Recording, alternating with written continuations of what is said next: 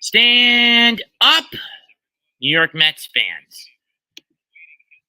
As promised, I'm back, this time to cover the opening game of the Mets and Phillies series from Citi Field. On the mound tonight for the Phillies, it's Ranger Suarez, and for the Mets, Mad Max Scherzer. Lineups are as such. For the Phillies, Bryson Stott at short, Rhys Hoskins at first, Alec Boehm at third, JT Realmuto behind the plate, Nick Castellanos in right, Darick Hall at DH, Gene Segura at second, Brandon Marsh at center, Matt Vierling in left for the Phillies. For the Mets, they counter with Brendan Nimmo at center, Starling Marte in right, Francisco Lindor at short, Pete Alonso at first, Darren Ruff DHing, Mark Canha in left, Jeff Neal at second, Ed Escobar at third, Tomas Nido behind the plate. I missed the first couple of pitches. Ball 2, 2-1.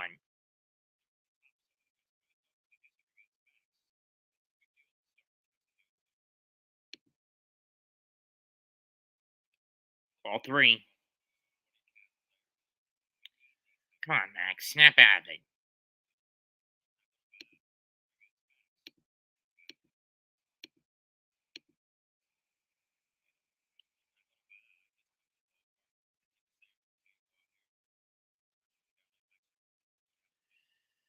Three one pitch from Scherzer to Stott. He fouls that one back. 3-2. Full count. Phillies coming into this 62-49. Mets 73-39.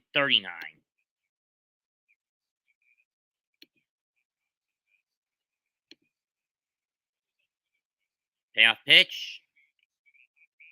Fly ball to right. Deep.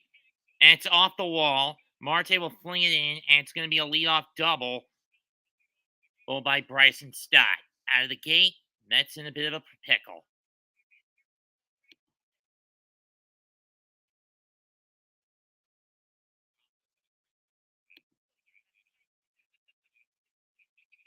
Had Marte moved more towards the wall instead of stopping, thinking it was going to go over the fence, I think he would have caught it.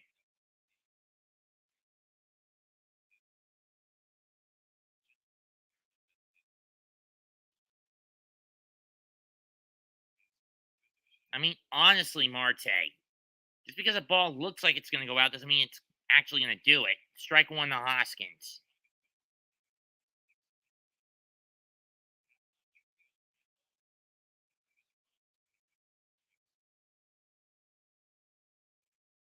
I mean, honestly, Starling. Ball one in the inside part. Phillies in their traditional road gray with red Phillies and red ball caps. Mets in their alternate black unis tonight. Hoskins, 24 homers, 54 RBIs, 2.9 batting average, 340 on base percentage. Here's the 1-1. Swung on a miss, strike 2.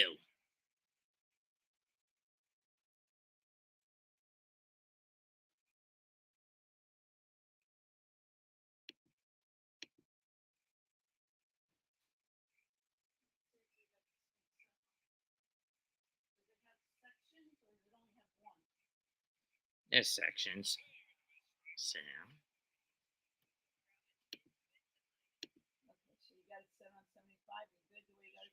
Yes.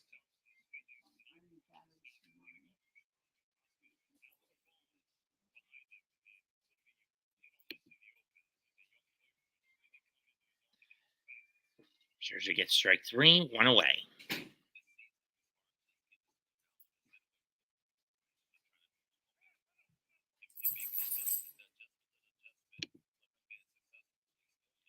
Here's Alec Boehm, who has come around lately. He now understands at least on the defense. I'm not sure about the offense.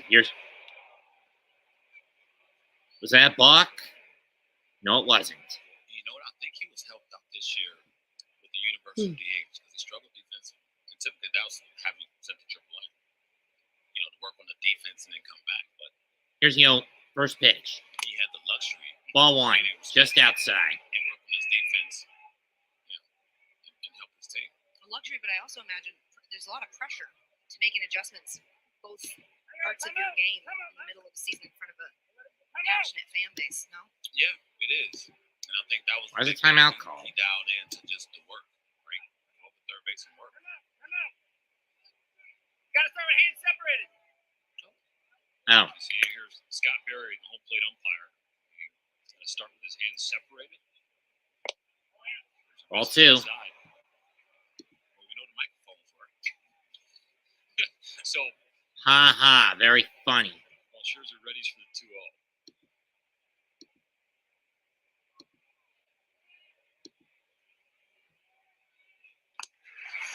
Strikes 1. Speaking of microphones, so Eduardo Escobar, who's playing third base tonight for the Mets, of course, one of the great dudes and personalities that we have in the game, he comes up to us, says, hey, Looks like the ump is getting on Max's case for starting with his hands together instead of separated. Player come up to you. Line to center, base hit. That's going to get Scott home. Here he comes.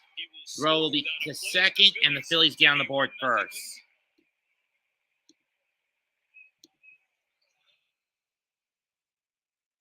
Something that's going on between the home plate umpire and Max Scherzer. Home plate umpire is Scott Berry, and it's just disrupting who he is and what he's about. And I don't know what it is. It's, you keep having him call timeout, and this is what it leads to. Hey, Mr. Berry, why don't you do the world a favor and shut up? And shut up. So Max can do his damn work, you son of a bitch. Piece of shit, ump. You're throwing off his groove, you bastard. The third first inning run allowed by Ball 1. Scherzer this year. I mean, seriously, Mr. Berry, shut the hell up. Here's Real Muto. Has been different the last 20 games. An OPS at 12-13 in that span. 6 home runs, 20 ribbies, and he's been hitting the ball hard. That's fouled. 1-1. Just to quickly button up the point on Escobar.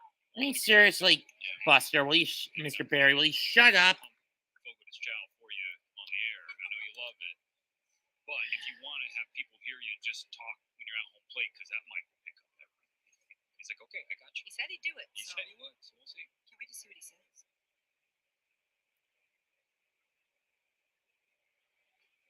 Ball 2. I'll tell you one thing, it's been a long time since I've heard a player kind of beg to be on the mic.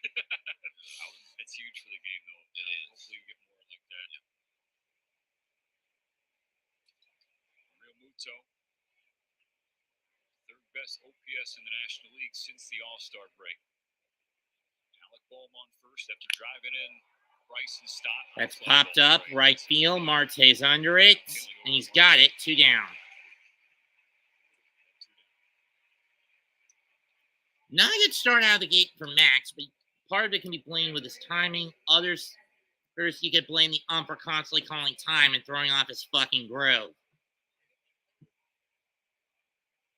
Had a good conversation with You're telling him to separate his damn hands. You know what, Scott Berry, go after yourself. Here's Castellanos. Some stuff, he's a mental guy as far as just some little things that, obviously we don't see on the outside looking in. Swing to the first pitch. First pitch, flare to right center, and that's going to drop for another hit. Real Muto holds up at second base, so Boehm it's well knocked for Castellanos. Boehm holds up at second. Phillies lineup doing early work in this first inning to take the Queens crowd out of it.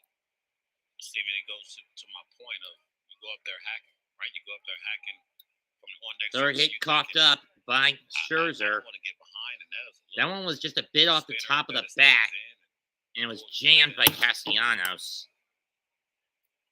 I think he's the catalyst for this team, right? Bryce is out. Obviously, we talked about Alec and then we talked about JT, but if he gets going, not to mention Schwarber's out today. Dangerous down the stretch. Strike 1. Strike 1 to Derek Hall. We had the Phillies last weekend at Citizens Bank Park against the Nationals. The Phillies bashed 3 home runs in the first inning on Josiah Gray, and Derek Hall had one of them. He had 8 on the year. Can't check up there. Strike 2. 8 in 31 games. Gotta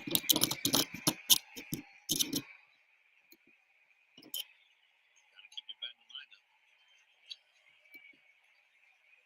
Scherzer a strike away. From ending the top of the first. And he gets it swinging. Sit down. Well, Max gets out of that inning, but he coughs up a run on 3 hits. Philadelphia's up through a half an inning complete. Phillies won, and the Mets coming up.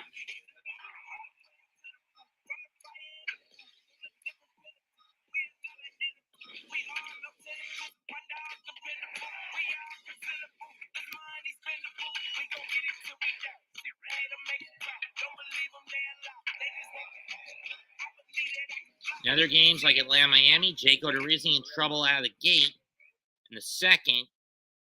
They haven't given up a homer and a walk now. 1-0 Marlins.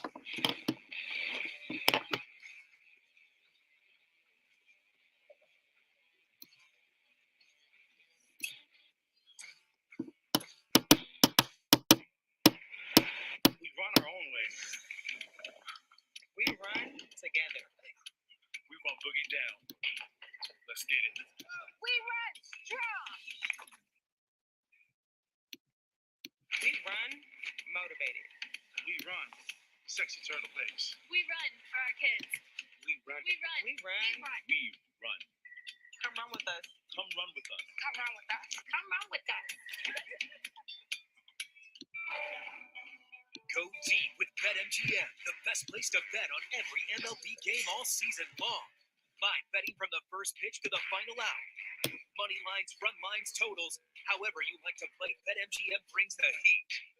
Boost your payoffs with parlay boosts and cash in on every punch out and big fly. The best place to bet baseball is BetMGM. Now you're betting with the king of sports books. Sign up today and your first bet is risk-free up to $1,000 with bonus code HOMERUN. Just about everybody on their feet. With the bases loaded, 1 out. The pitch. Deep to right field. And way out of here. Walk-off homer. Wow. We welcome you back to Friday Night Baseball on Apple TV with the starting Francisco Lindor, Pete Alonso.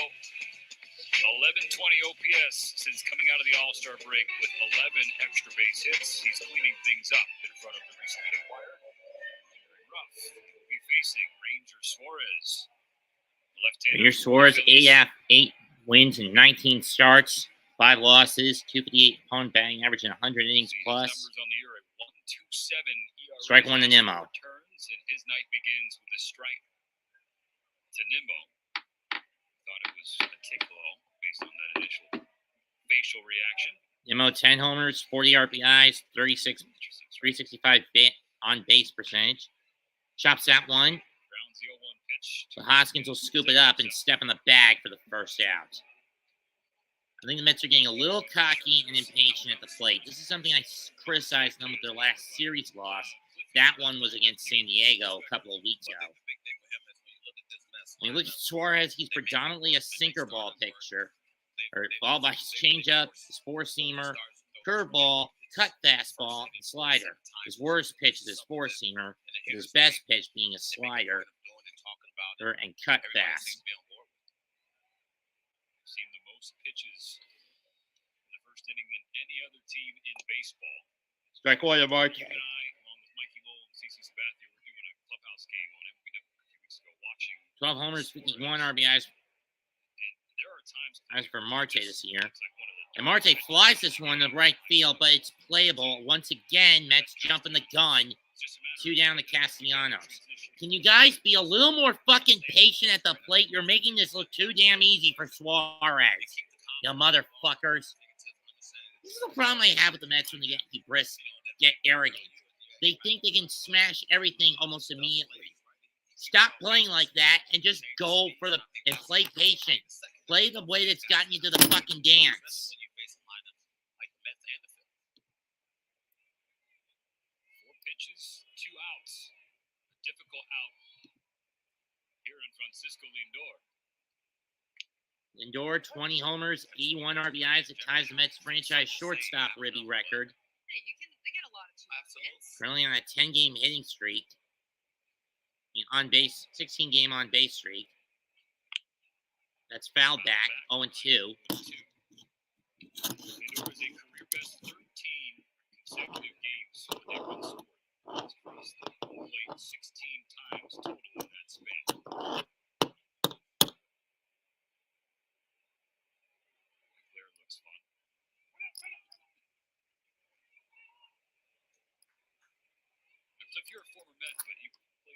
games here in Queens Shea Stadium.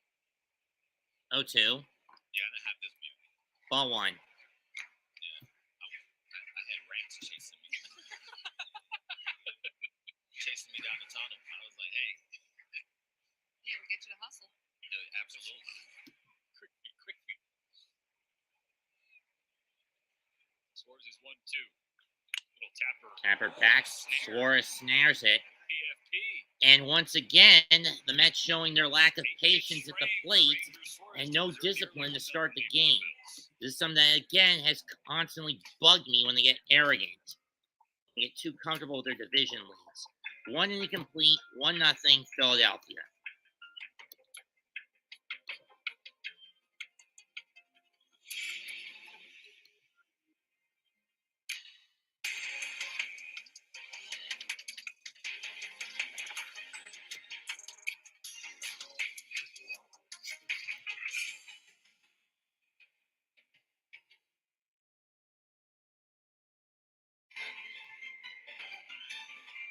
You may think that luck is just random, but in our new film, you'll discover that there's an entire world dedicated to creating the luck we experience every day. Wait, they actually think up the good luck? Yeah. The land of luck isn't all sunshine and rainbows. Ow! I mean, sure, there is lots of sunshine and the occasional rainbow. It's really nice, actually. But that's only because there's rules. Good luck to us both. For instance, good luck creatures can only travel to and from the human world using a lucky penny. Let's get these pennies in tip-top shape.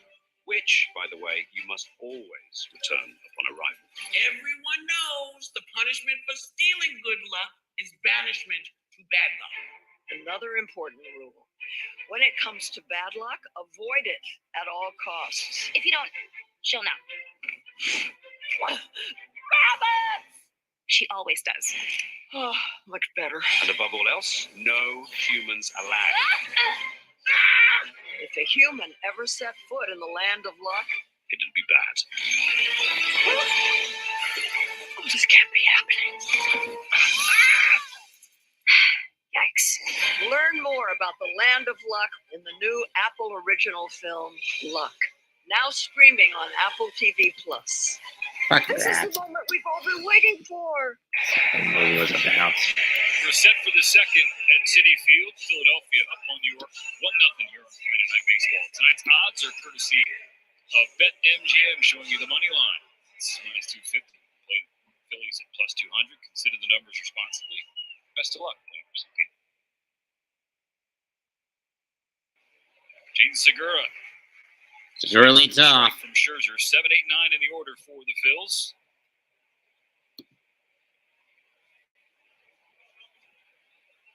Good numbers against Scherzer in Segura's career. Ball 1. 12 for 33 lifetime. Or rather, strike 1. And then ball 1. So 1 ball, 1 strike count. For a long time, he talked about, yeah, we missing Bryson. Tonight we don't have Schwarber, but Swing and a miss, strike 2. we're getting Gene Segura back as well. He's another piece. Here's the thing the Mets need to do for the next 8 innings. Build up that damn pitch count on Suarez like the Phillies did on the first on Max. I.e., take the pitches instead of swinging at them constantly, you fuckers. 1-2 pitch. That's fouled off. I mean, look at what the Phillies are doing. They're building up the pitch count. What did the Mets do in that first inning? Only 7 fucking pitches. It took Suarez to get out of it. This is big leagues, man. These guys are really good. And keep in mind, the Mets are 1 game away from winning a season series against Philadelphia. Yeah, with only 7 left. Ball 2. The sun has set. There are no shadows on the field of play, but there's a reflection coming from beyond right center field. Which I'm sure is tough for them, but they look great. It's a great photo. It's a great time to be up at bat. Tapped up the line, off the bag and fair. Give me a break. Before Escobar could pick it up and throw, it hit third base, gave Segura an opportunity to hustle out that infield single. Damn it, Eduardo. You were just better off letting that one go down the line for a fair ball. I mean, That's why you you did. strike out. Right? You got to put the ball in play. It makes See how you bet. I mean, seriously, bad hop, Ed. You shouldn't have tried. Should have waited for the ball to ricochet off the bag instead of coming to the ball, you dumbass. This is why I prefer Guillorme in that spot, not you, you son of a bitch. Here's Brandon Marsh. Oh, yeah, it's just like to keep up. Check out what kind of motion the pitcher's got, see how it compares with mine. Brandon Marsh. Strike Gets a one strike in on the open zone. curveball. First time for Marsh facing Max Scherzer, visiting with Brandon before the game. Talked about how he's like, I dreamed of moments like this, matchups like this. 0-1 pitch. And he had a very specific game plan in facing Max Scherzer today. I think the Mets are taking this way too lackadaisical. Well, that's the thing I didn't. You don't want to say. I mean, sure, Miami's up 2-0 in the second on the Braves. Make sure mention that than just Yeah, I agree. I'm with Cliff. They on can't that. get too fucking complacent with the Phillies coming. Dumbasses. Wow. 0-1 pitch. That's popped up, and it's going to go behind the plate. Neo's not going to have a chance to get it. 0-2. Isn't it amazing though when you hear that, right? I think the Mets haven't won a game in their black unis in almost a month. It's like, are the mics on when you have batting practice where you can like hear these guys talking and the pitcher sitting there with the headphones on in the clubhouse? He did say, he's like, I have an idea of how Scherzer plans to attack me. I bet you he throws me a breaking ball. And there it is. 0-2 pitch. 0-2 with Segura on first. Nobody out in the top of the second. Fouls it off again. When you the snag. The catch by a fan up in the second deck. Because he jumped up and made it. He jumped up and got a catch. And, he jumped up. I mean, Call everybody. Somebody already content. Somebody offered him $100. You can say he says no to it. Right? He wants the ball.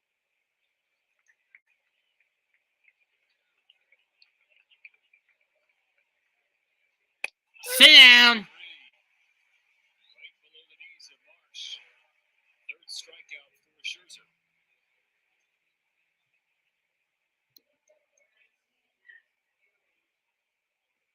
Misses the spot right here, obviously.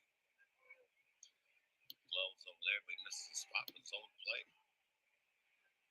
Back in the day, umpires typically didn't give you that pitch if you missed your spot by that much. Yeah, no, Entirely unfair. that was the game. Not purely. Strike one. But that was a perfect strike. The inside part of the plate. We haven't streamed together in months. Fielder, number 9 hitter in the We Philadelphia need to Phillies patch tonight. this up.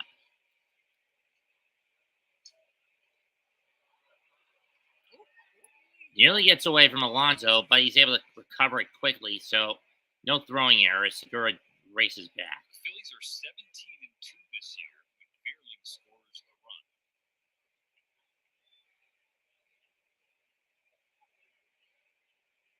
He's got some speed.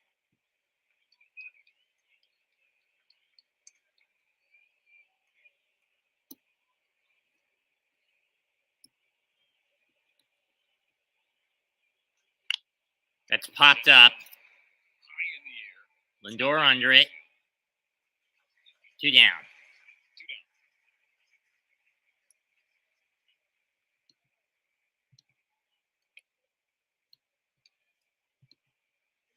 Turn it over to Bryson Stott. Led off the game with a double that was a few feet from being a leadoff home run to right field. And had Starling Marte not been lazy Great at bat. to not go after it, Got a ball down and in. And a nice swing on it. it would have been an out. Was the top prospect in the Philadelphia system entering this year. He's a breaking ball for a strike for sure. Strike one. He's the number 45. In other news, Padres will not have Fernando Tatis Jr. for the rest of the year. He got busted for using illegal drugs. 1076 OPS in 14 spring training games and forced to Phil's hand to make the roster. Was sent down. Ball in one. April, called back up when Didi got hurt. Didi Gregorius was released last Thursday. And Stott named Among the rookies, Stott leads the NL with ribbies at 37. thing for a young player. You hate to see a teammate and a veteran Fouled off, 1 and 2. Yeah, well, I think the biggest thing is how the Phillies handled it, right? Probably Thompson, having a conversation with Didi. It's not just saying, look, I mean, he's not the first, he's not the last. We'll take over position, got to go out there and perform. That's the business side of it. We keep him moving. Fans come to their feet here at Citi Field. Count 1 and 2. 2 out in the second. Scherzer to the stop. Bounced is Segura. And Segura gets away on a wild pitch. Or a stolen base, whichever one it is. Oh, he took off before the pitch went. So it's a stolen base. 2 and 2. Or 2-run homers in this case.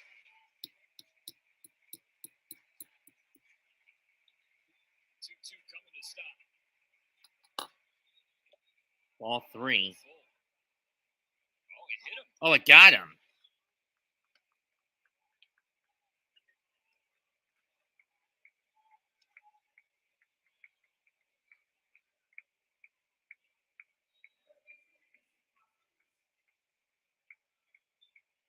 Saw the signal from the Met dugout to continue playing.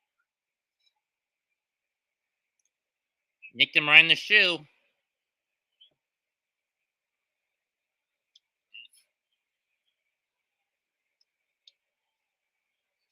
So the Phillies doing some things. We're seeing some things for the Phillies against Max Scherzer. Ouch.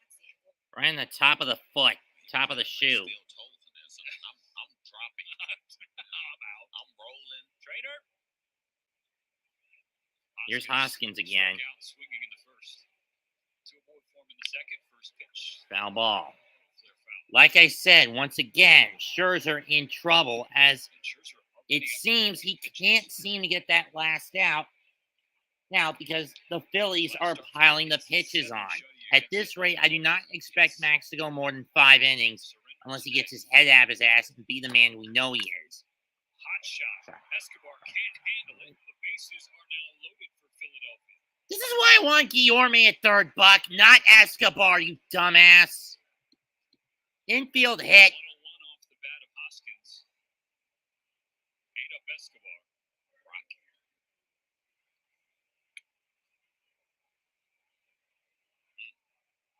Let you know how much time you don't have. Yeah, right.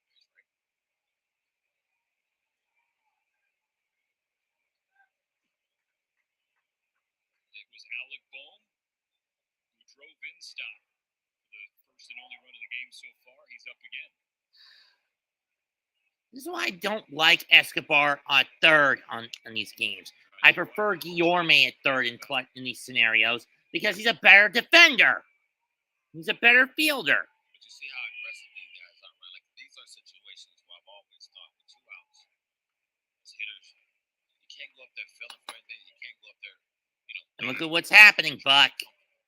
Phillies piling on the pitches. Discipline at the fucking plate. On the ground, a short. Slow roller. Lindor gets the out. You're lucky that the Mets don't get any damage on this one, Buck. You don't have any damage dealt. We go to the bottom of the second, 1-0 Philadelphia. They get 2 hits and a hit batter.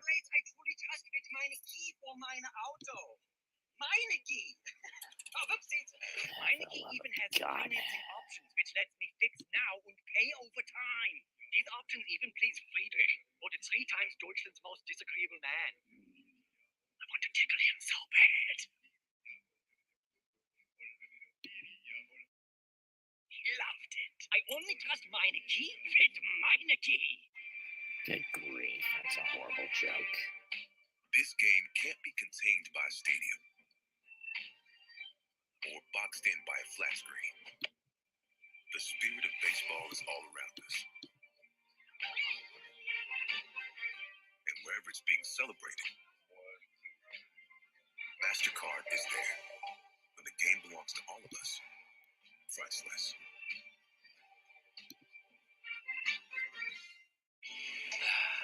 Beautiful day in Baltimore, where most people probably know that Geico could save them money on car insurance, right?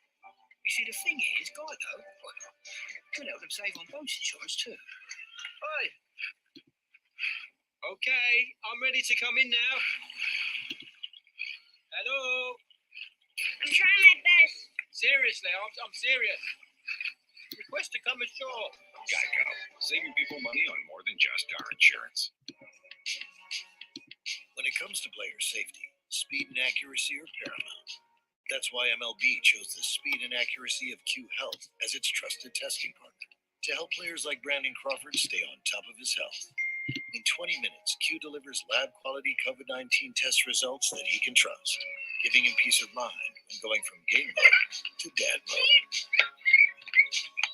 Q Health, trusted partner of Major League Baseball. Friday Night Baseball on Apple TV Plus is presented by Q Health, the most accurate COVID-19 self-test trusted by Major League Baseball. Bullshit. And part by Geico. Switch today and see all the ways you can save. And by Mattress Firm. Upgrade and save up to $400 on top-rated brands. Let's see what Alonso's got. Pete Alonso. Currently in the top 5 in homers this year with the 29 homers he's got. 96 RBIs. It's actually number 2 in the league. Behind only Aaron Judge with 99.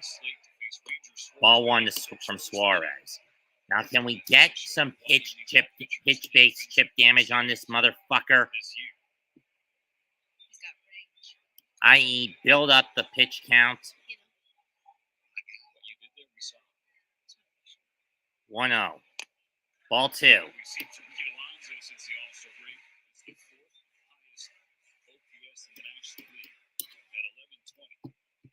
Just behind JT Realmuto.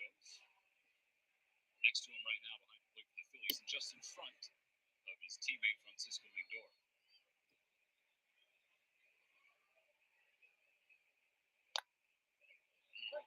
Went around, strike 1. So he held up and said it's strike 1 call. He's got 29 home runs in 96 stakes this year in 111 games.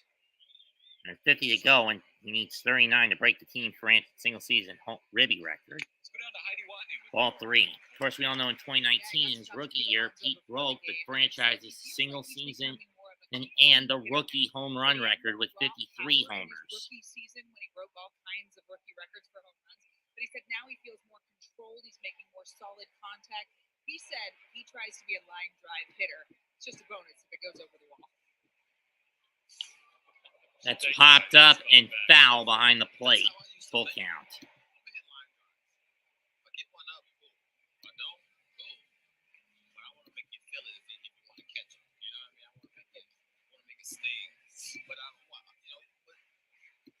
That's his approach. I think that's why when you talk about home run hitting, you see him hitting 282. It's like, all right, that plays. See a lot of 230s and 240s. Ball 4. At least Pete did what I wanted him to do, and that's build up the pitch, work the count. To me, that's the difference in him now. But Pete's not much of a runner. Here's Darren Ruff. Being able to work that walk and not chase. I'm not a big analytical guy, but chase race and end zone swing, all those things do play for me from an analytic standpoint. So you're not an analytical guy, but you like analytics. Certain things. Okay. I should say. Should have made that point. Right. Just kidding. It's only two or three things I like from an analytical standpoint. And it's chase rate and O-swing percent. There it is. Oh, one more. BABIP. batting average on balls in play. Strike 1. Strike 2. Do something, Darren. Fucking dumbass. Something you want to have with every breakfast. Quickly 0-2 to Darren Ruff. Acquired from the Giants on deadline day. Exchange for J.D. Davis and a trio of prospects. Journeyman from Omaha. Bounce that one off. 0-2 still. I think this is what we need to give Billy Apple a lot of credit and a lot of love. What he's been able to do with this roster. Add to it. Bring in certain guys. After this series, the Mets will head out to Atlanta to face the Braves for 4. Then they'll play the Phillies for 4. Then they get the Yankees for 2 in the Bronx. As part of their 10-game road trip. Part of a 10-game road trip.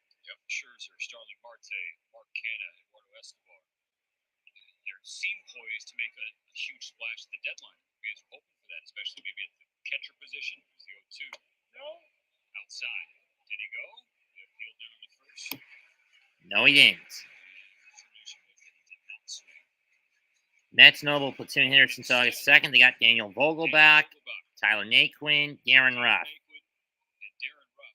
Vogelbach and Naquin have all started against righties. Both of Ruff's starts have been against lefties.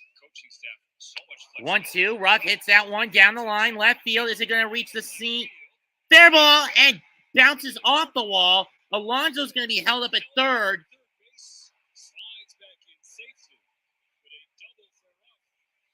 Well, since it bounced over the orange line, it would have been a ground rule double anyway. He wouldn't have been able to score. Nonetheless, first hit of the game for the Mets, and they've got runners on second and third with nobody out. Nice hit right there. You see what outfield was shifted over to left center, and look how those hands pull in. Off the base of the barrel, bottom of the barrel, inside out, barely stayed fair.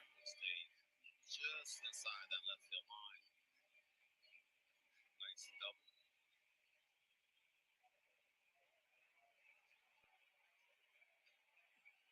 Ricocheted a bit up and around the wall before Ventling could get it.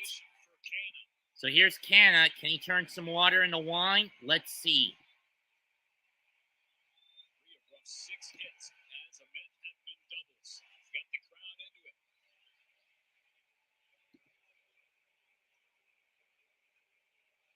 Is there a spider attacking the... Oh, it's a comb. Oh, it's his pitch comb that fell out of his ear. That's the new game. I just don't understand, and I'm sure somebody does. Oh, the pitch comb fell out of the hat lining. Okay, I thought it was a comb or something, but whatever. I think the common retort is it's V1. Maybe we'll evolve to that. It seems like where I was. Come on, Mark. I don't know of any time I put a Just get it out of the into the outfield, or hit it to the left, or just hit it up the middle, but without it being a liner. Canha hits one to right field. That's going to be caught. Alonso tags. Castellanos fires home. Throw the plate. 9 time. Mets tie it. Stand up, New York Mets fans. RBI sac fly for Canha. That's number 38 for him.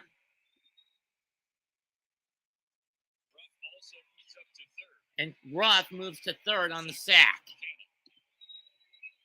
Mets doing the little things.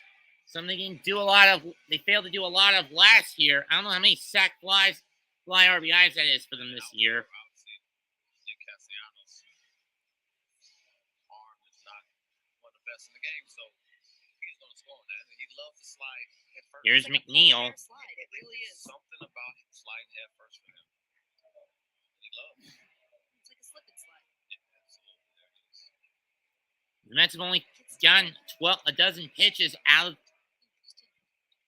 Here's strike one. To be honest, Pete, was the slide really necessary?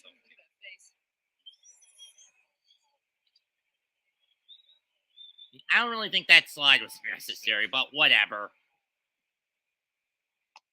Ball one.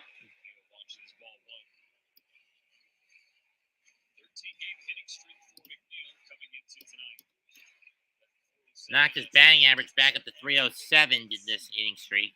He's averaged 322 against the Phillies. A massive bounce back this year for McNeil. Well, he won't get the numbers he got in 2019. 2022 has proven to be quite the boon this year for him. Last year, it just looked like he was just swinging at random.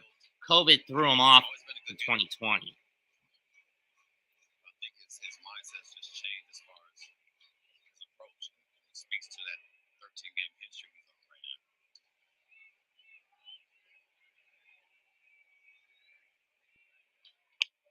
Chopper, Into the glove of Hoskins. glove. McNeil, Ruff doesn't budge. Oh, it was foul. No, it was fair. Never mind. Ruff doesn't move, so I don't blame him. I'm given that one was that didn't get that far. Hoskins was able to scoop it up before it went foul. But seriously, McNeil, is there any reason to slide for cover on that? Is Yorme pitch hitting in Escobar's spot. You saw Escobar make that effort in the top of the second inning. It kind of ricocheted or ramped off of his glove / hand and hit him right under the armpit, scap area. Yeah. That's just speculating on as to why. It looks like Escobar's out and Yorme is going to be in to pinch hit. And by proxy, that means Luis will be at third base for the rest of the game, which I don't mind because I prefer Guillorme's glove over Escobar's. Sure, bat-wise, you could swing either way, but when you look at the average numbers, Guillorme's better. But if you look at the productivity, in terms of the numbers of homers and ribbies, it's more, the pendulum swings more towards Escobar. However, for fielding purposes, Guillorme is the better option. 1 ball, no strikes. Ball 2. For those wondering why I'm wearing my blue hat instead of my black one, tight fit. I mean, it's a little small on me these days, so I don't wear the black one all that often. See? 2-0 pitch. Shot back to the mound. It's a slow roller. Where's he going to go with it? Back to first. And gets him in time. But the Mets do get a run on a hit, but they strand a runner at scoring position. 2 innings complete. They get 18 pitches out of that, or 19 pitches thrown by Suarez out of that. But still, that's a little less than half of what Max has had to throw.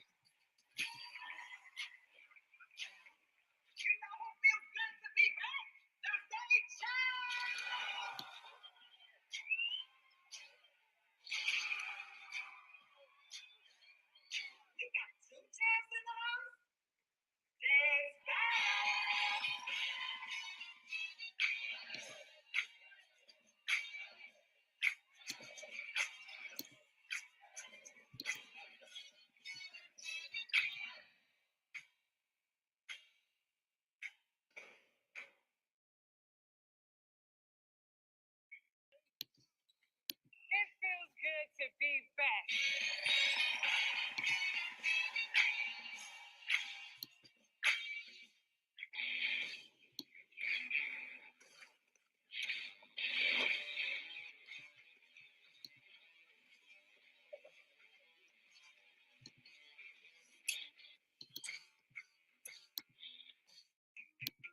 When you eat Reese's for dessert, is it over too fast? Well, then chill your Reese's. You'll eat it slower. I wouldn't know. I swallow mine whole. Like a duck. Not sorry, Reese's.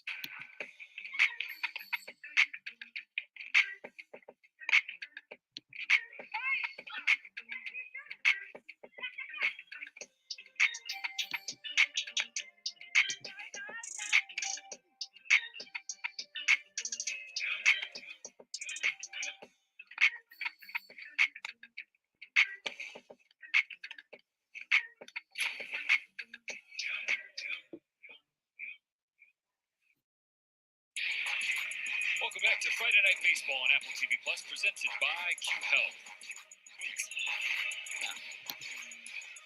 Lovely evening here at Citi Field. 80 degrees, but there is just a light breeze. It is beautiful. It has not been this pleasant in this area in quite some time. Zero complaints. So before the top of the third begins, there's some conversations happening on the field. It looks like Scott Berry is talking to Buck Showalter. This is after visiting with the Phillies side.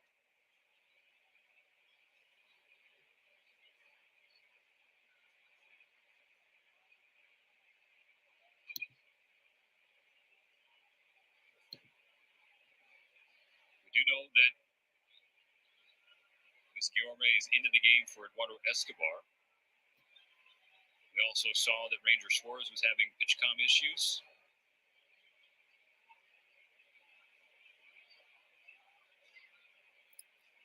There's a bit of delay, folks.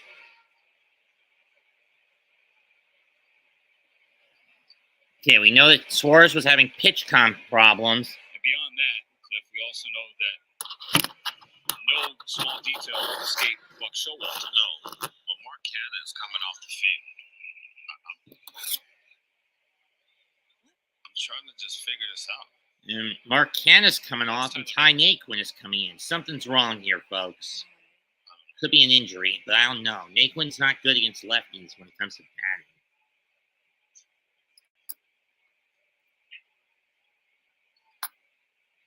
Switching gloves, Cannon's got positional versatility. Started the game in left field. Cannon has trotted out to that position now.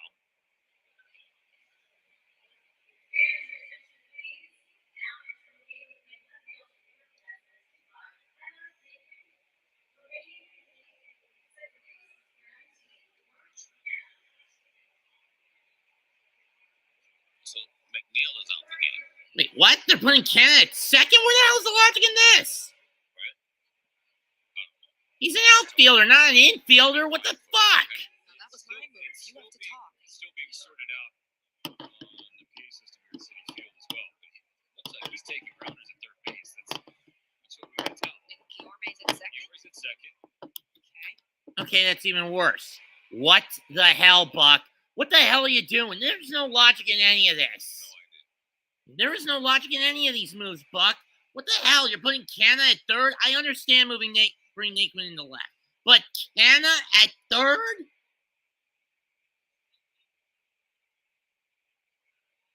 Why? Just what the hell, Buck? What the actual hell?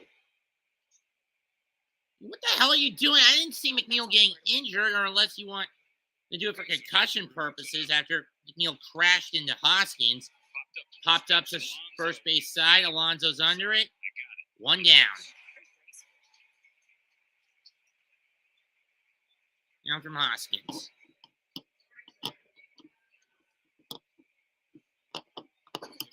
Or Bohm, I should say. Naquin in left. Cannon moves from left to third. Escobar's out of the game. Guillorme pinch hit for him. Guillorme's now at second. These moves don't make any sense to me. And Buck did tell us pregame that don't hesitate to make changes during the game. Strike one on the inside corner of the plate with the curveball. Ball to Castellanos. But again, what the hell, Buck? Where are these moves coming from? He had to go express over to the Mets to make some changes. Ball one on the outs, low and out. Could that have been? I mean, honestly, what the hell, Buck?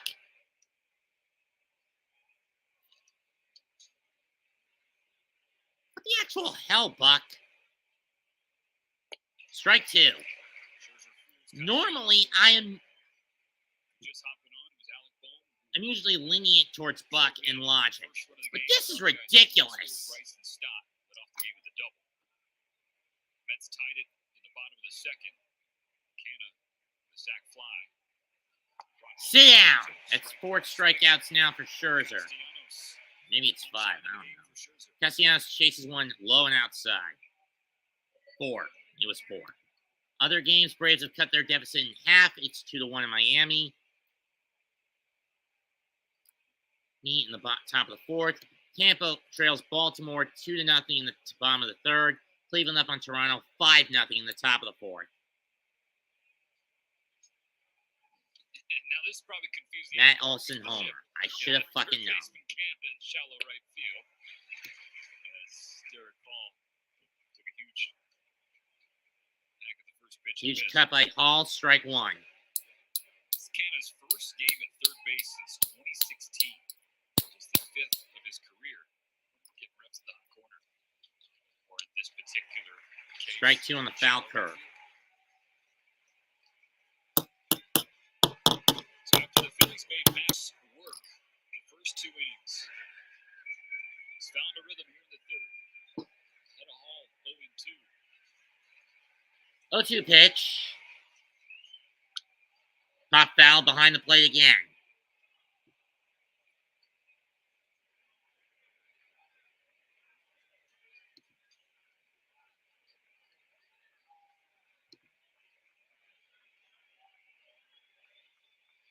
No, I'm not, Babs. Naquin makes the catch. Inning over. 3 up, 3 down, first time of the night for Scherzer. We'll go to the bottom, one each.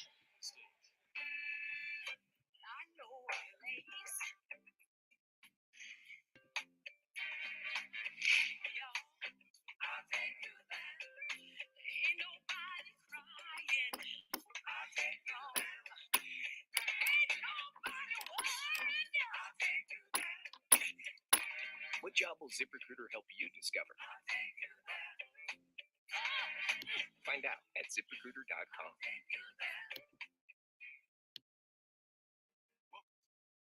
Yeah, I am watching the horrible Apple Plus commentary. And you're wondering why? It's simple.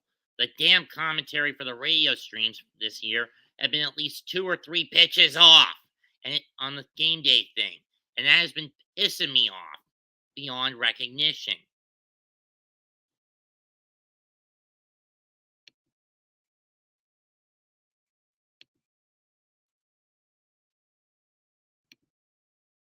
I tell Mom the dryer's done.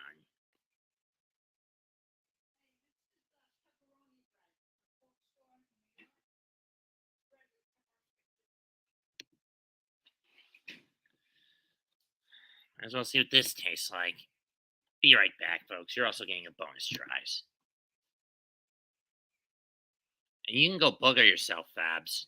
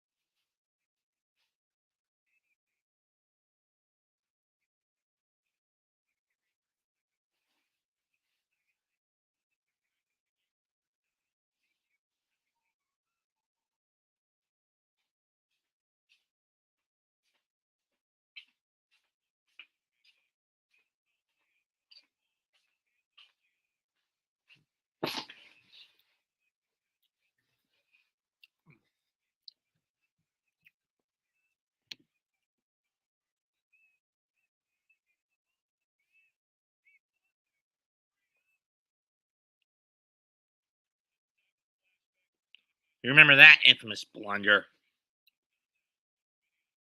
from over 20 years ago? Here's me, though. Strike one. Pepperoni bread that my mom got from a bakery deli in Brooklyn while she and my sister were visiting his family out in Connecticut. Ball one.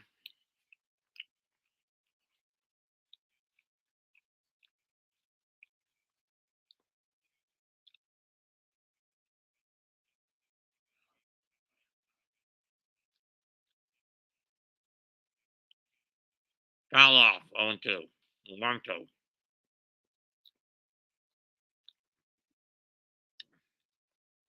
Need the carbs for this.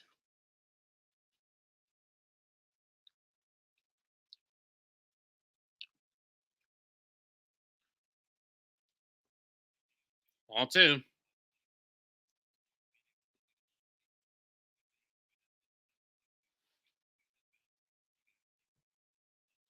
That get hurt, but you always have to anticipate, being able to go over there and when needed.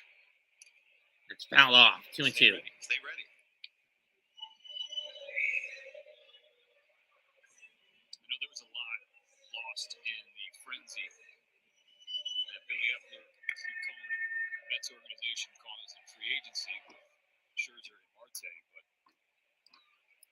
lost in that shuffle were 2 huge pickups, veteran pickups in Canada and Escobar in multiple ways. Not just what they could do in the lineup on the field. Full count for Nito. But their presence in the clubhouse as well. Nimmo on deck and Marte in the hole. The versatility, right? To have that. Gino hasn't hit one over the fence at all this year. Strike three. Suarez punches Nito's ticket. I want to go down that stairs to Heidi Watney, who had a front row seat to the first strikeout against the Mets tonight.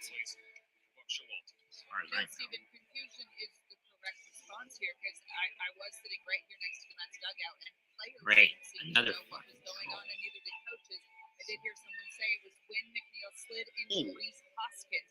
You can see his head kind of makes contact with Reese's knee. So Okay, McNeil fair appears enough to with be McNeil. some Concussion on the protocol. He's slide going to be out as for a he week. came out of the game. I'm going to be talking with Buck Show Strike one. Okay, I get it. Okay, McNeil's out of the game for that reason. I kind of guessed that. I kind of gut feeling that was the case. He's going to be on concussion protocol for the next week. On 7-day IL for concussion protocol. Nimmo fouls that one off 0-2.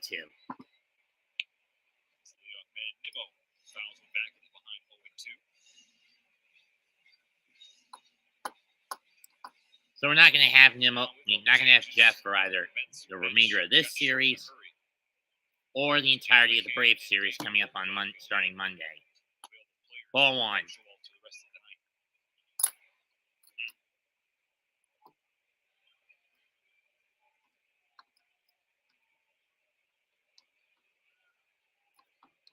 Two now on Nimmo after Suarez picked up his first strikeout of the game. Nimmo bloops one, but it's caught by Segura on a weak liner. Secaucus, New Jersey, whip it around with LG Red Studio. What's happening? Well, Nelly, this is a place where dreams come true. Naturally, out to our nation's capital, Juan Soto. Yes, walked up to the plate for the first time in front of his former team's fans with a standing ovation. All smiles there. Unfortunately, though, if you're a fan of the Padres, he's 0 for 2 at the dish so far. That game can also be seen on Apple TV+. Meanwhile, out to Fenway Park. All rise. I don't know if they're rising there. Here comes the judge. He just hit his 46. Strike one to Marte. He now has an 11-homer lead in the race so far this season, fellas and ladies. Thank you, LG. Katie Nolan. That was RBI number 100 for the judge. 0-1 pitch to Marte, low and in the dirt, 1-1. Here's Starling Marte. Up with the bases empty, 2 out in the third. He flew out in the first inning. It's so fun to see him make the adjustments, Aaron Judge, and how the bat is going through the zone. 1-1 pitch to Marte. Say again? Son of a bitch. He's going to hit 65-70. You know why? 1-2 on the swing and a miss. That was too low. I wouldn't have chased him if I were you, Starling. I don't want to see. Well, best attack the best. Then 65-70 is what you're going to see. 1-2 pitch 65. on its way. You said 7. Here it comes. Ball 2. Stares at ball 2. Count level.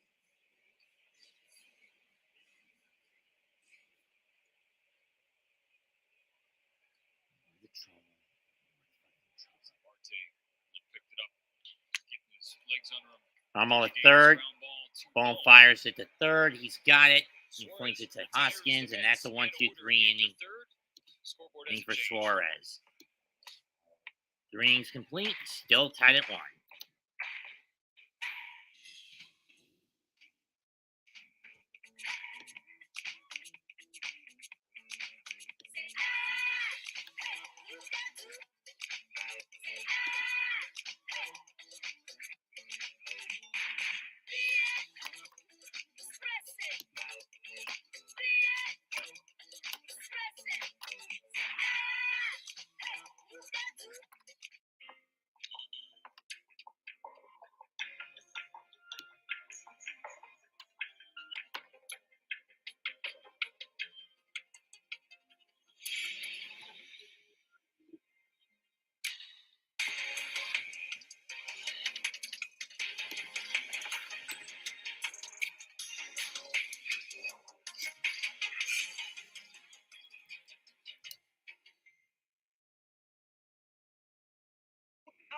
This is my auto, and this is my key.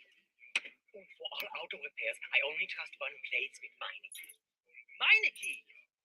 Also pay in America! My key is so honest and, what's the word? Transparent. Rock and roll! With e-inspection, I look at the photographs and see the problem and fix with my German eyeballs. Hey, you got some water damage. He's really good. I only trust my key with my key. When it comes to player safety, speed and accuracy are paramount.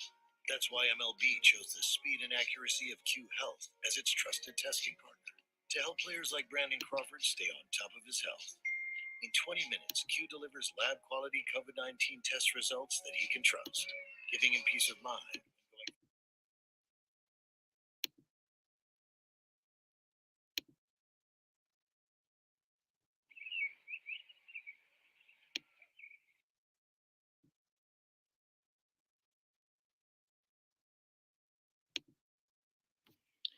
We're back at Citi Field, still tied at 1.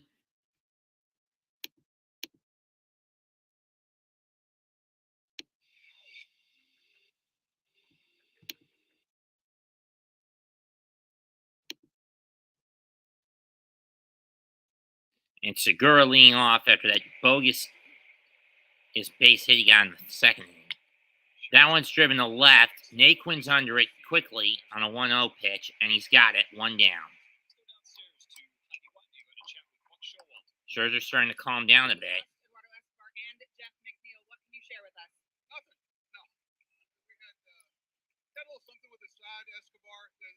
Trying to get ahead of it before it turned into something, before he swung with it, and Jeff cut the top of his finger on, I believe it was his throwing hand. They took him up the runway and happened quickly, huh? Yeah, certainly. So you're down to just a couple guys on your bench. How are you planning to manage that?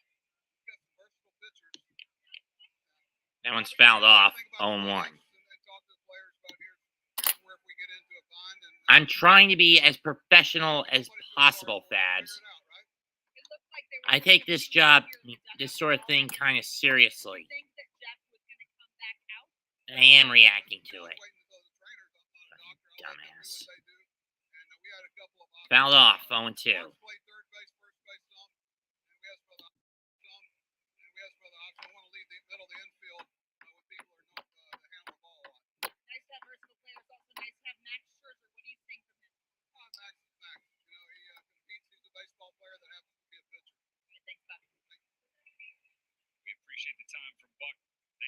Sit down!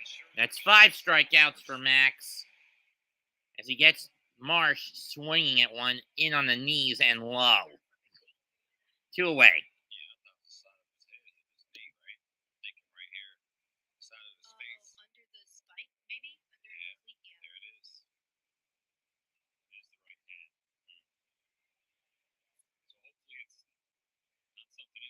I could give your ass the Paddington hard stare if I want you to, Fabs. Because you need to learn your manners.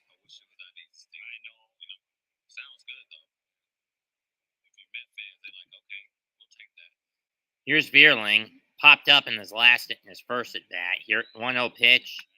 And he's going to pop it up again. Is this one going to drop, though? But Naquin can't get it.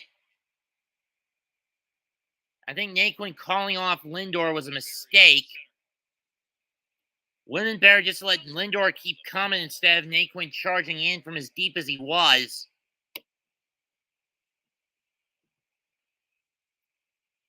And it cost the Mets an out.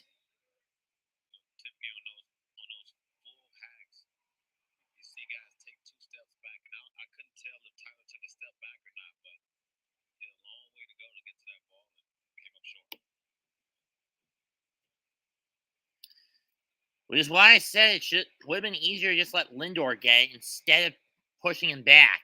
In any case, Stott pops this one up. Is this one going to drop?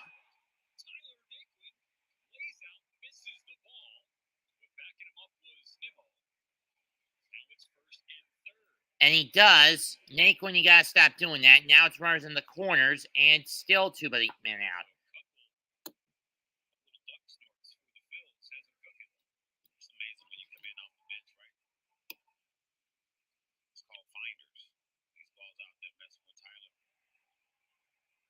Well, maybe if Tyler wasn't starting as far out to left field as he is, he'd get to those balls a lot more quickly.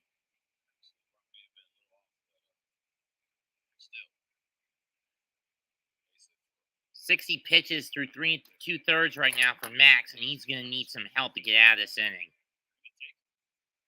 Here's Hoskins.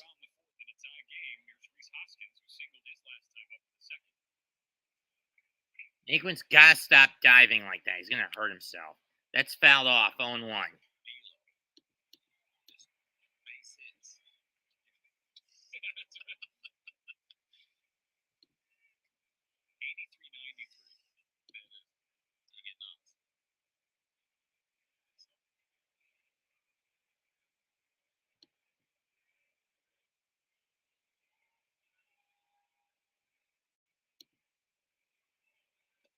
going to second. Nito won't throw there. He will try third.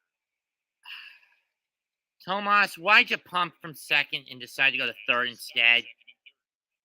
There goes the force-out probability of getting out of the inning, you dumbass.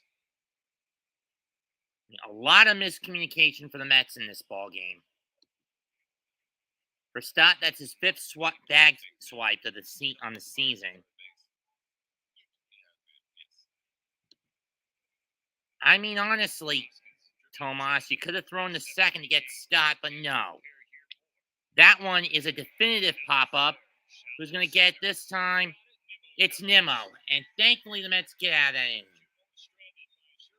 It's my default voice, you son of a bitch.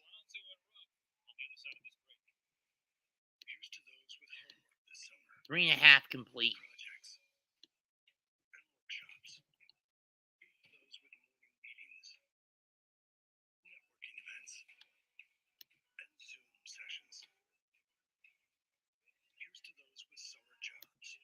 What do you like it when I put you in timeout, you little bastard? Every dollar counts these days, so take advantage of this great offer from Ram Trucks. Rated E for everyone.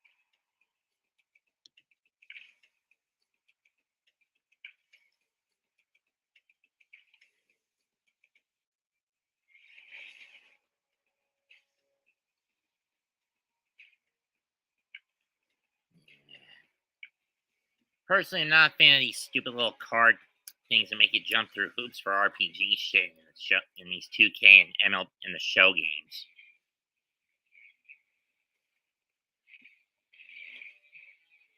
But let's face it, adding those stupid little mechanics and gimmicks into games like Madden, NHL, 2K, and the show have actually made the games worse and done them far more harm than good. Turning a sports game into an RPG, into a story-driven RPG, does not work in the create a player mode. Especially in recent years when you have to jump with the My Team mode in NBA 2K, you have to jump through hoops just to get to the good cards in the auction house, which is complete and utter horseshit if you ask me.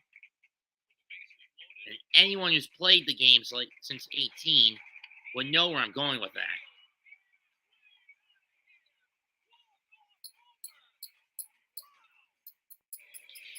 Francisco Lindor to lead off the Met fourth. Who is somehow, someway, despite being Mr. Smile and one of the more electric players that we have in baseball, is a dark horse for an MVP trophy this year in the National League. He's been that great in all facets. Absolutely.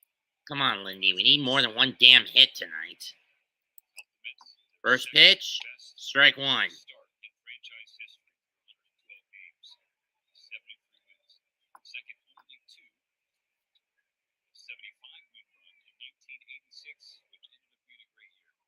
A one pitch. Lindor lines one. Base hit in the left center. And that's his first hit of the night. And second hit of the night for the Mets. It's a leadoff single. Good hit, Lindy. You put Bryson Stott atop the order today, and it immediately pays off with a double off Max Scherzer. What have you liked about his development as a hitter? Let's go.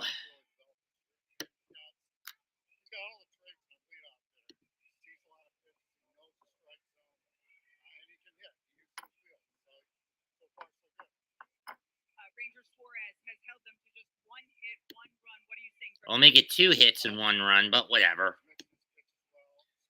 Ball 1-1, so. Absolutely.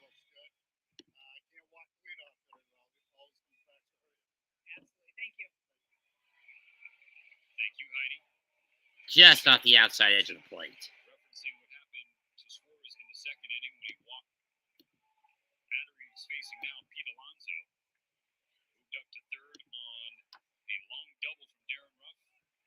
scored on a sac fly from McKenna to tie the game at 1-0. Was really making a massive cut, but he missed it. 1-1. That single from Lindor, the first loud contact, hard hit baseball against Suarez tonight. That fans were looking for to begin the bottom of the fourth inning.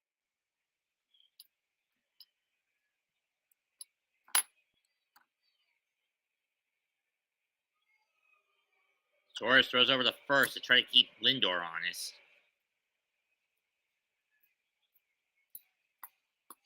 Lindor just attempted his first steal since the All-Star break on Monday against Cincinnati. Achieved it.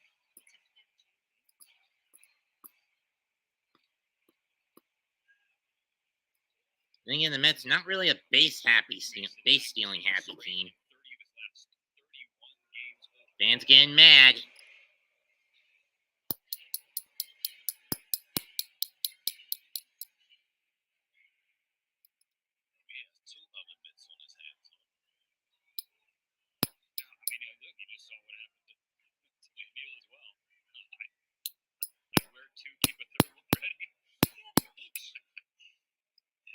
I don't care. 1-1 pitch. Lonzo fouls that one off. 1-2.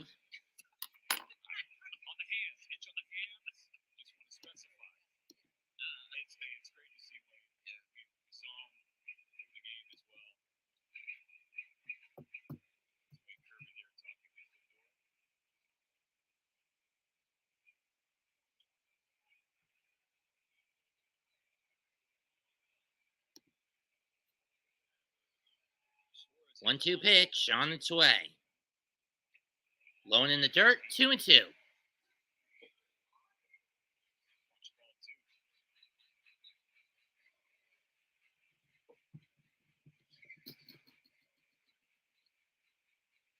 Hey, Darwin. It's the 1st of May.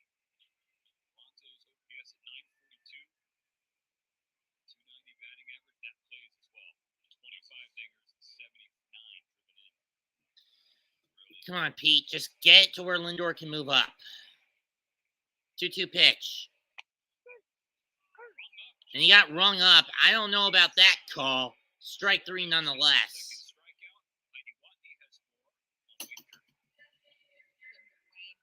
He is one of the beloved coaches in all of baseball.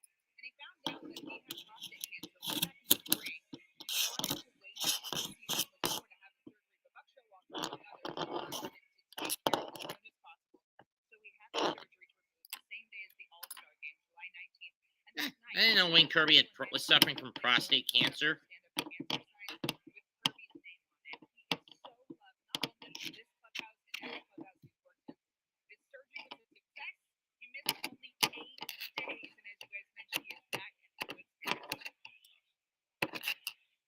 I didn't know about that.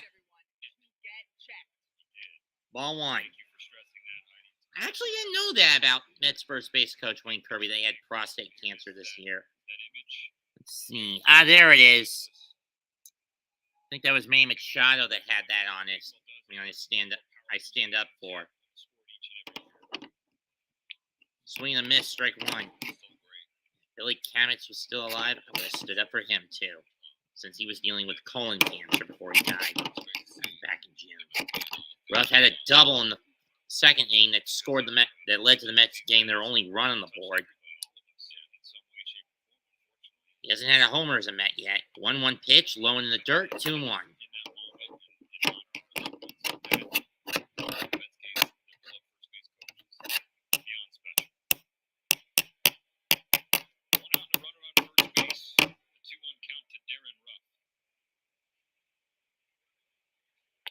Ball 3, it's that one nearly hits him.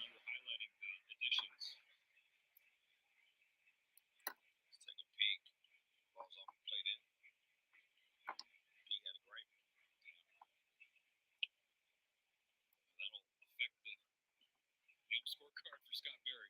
It's just unfortunate. I mean, yes, they knew when they were gonna miss pitches. Tough pill to swallow. 3-1 pitch. Chopper, that's going to be a double play. 6, 4, 3. So Mets only get a hit, but nothing else out of it.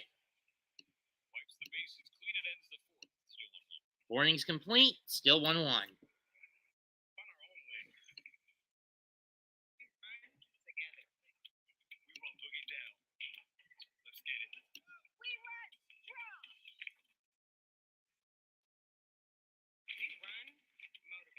It'll be Bohm, Real Muto, and Castellanos to lead off. Be the minimum 3 Max has to face in the 5th.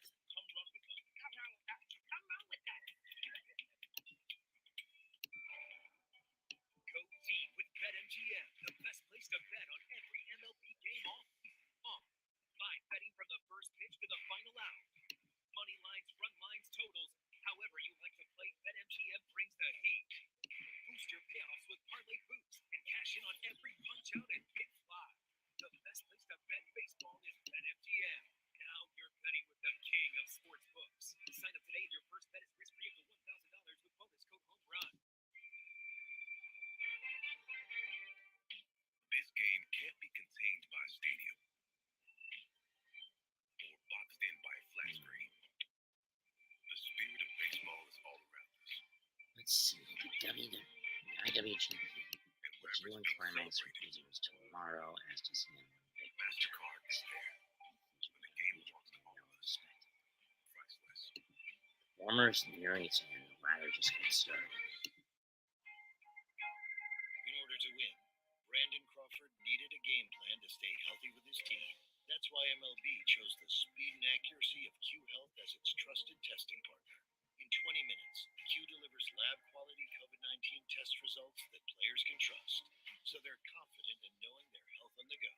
Wasn't eating any. On winning games, Just had an itch under them. And I wasn't picking at my nose. Q Health, trusted Again, partner of you're a Major troll, League Baseball. Fabs. Darwin, do me a favor and boot his Welcome ass. back to Friday Night Baseball on Apple TV Plus, presented by Health. Time for tonight's trivia question. Just ask here. Is the National League and RBI this year? You already know. Alonzo. Or you can just wait. Scherzer starts off. Alec Bohm with a Strike one to Bohm. begin the fifth inning.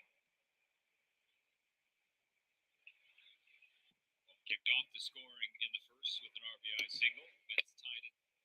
McCann Strike two. in the second.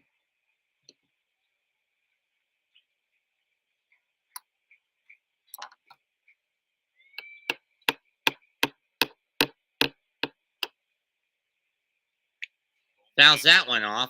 Still 0-2. Quite remarkable when you consider what happened earlier in April. We talked about this last week, but Bohm playing third base, 3 errors the first 3 innings of a game. Was caught on camera saying, quote, I believe that 0-2 pitch. Philadelphia. Outside 1-2. And after the game, Cliff, he didn't run from it, didn't try to create a story about something else. He said, yeah, I said it. Did I mean it? No. It was a frustrating night for me. Hope you can understand. And the next night, an ovation from the fans in Philly. All two. He has taken a challenging 2021 and one of the more challenging nights of his baseball life there on the 12th of April this year and opted to grow through them instead of go through them, which isn't easy to do. Ain't that the truth? Here's the 2-2. That's fouled off again. Bohm fighting to stay alive in the keep himself up. This is what happened earlier on April 11th of this year against the Mets, where he threw error after error after error. Here's the 2-2. Foul off again. Unreal play to keep Kyle Gibson's perfect game bid alive last Friday, and then another spectacular play a few days later. And Rob Thompson said, what happened that night in April, it may have changed the course of his career. 2-2 pitch. Foul off again. Max Scherzer right now. Well,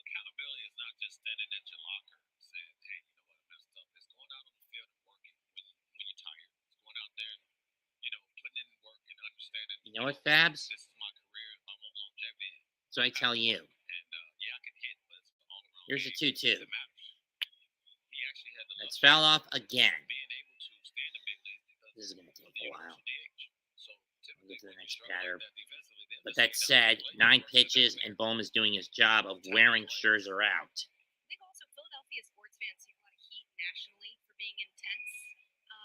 I loved that. More so with the Eagles and the Phillies in terms of the intensity of Philly sports fans.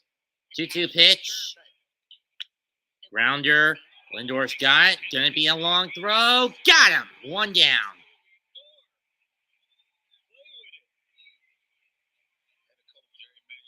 One down. That meant stay with it and have some fun. Goodness, what a play.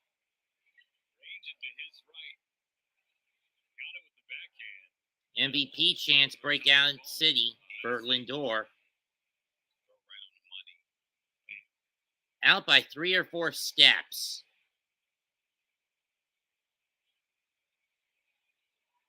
There's a story on MLB.com this week that said Francisco Lindor may be underrated. Here's I Realmuto. think it would be hard to imagine. That's fouled off. 0-1. Right, but it does make sense. He's playing so well. Well, his first year as a Met didn't go according to plan. And No, it didn't. Showalter takes over the offseason.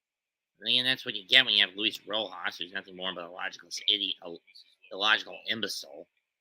And Showalter had it in mind. Beginning of spring training, I'm going to talk to Francisco Lindor. I'm just going to try and settle him down. Tell him what my expectations are for him, what I want him to work on. And Buck told us today, Lindor beat him to it. 1-1 pitch. He met with him and said, Way inside. Ball 2. be everything to everybody.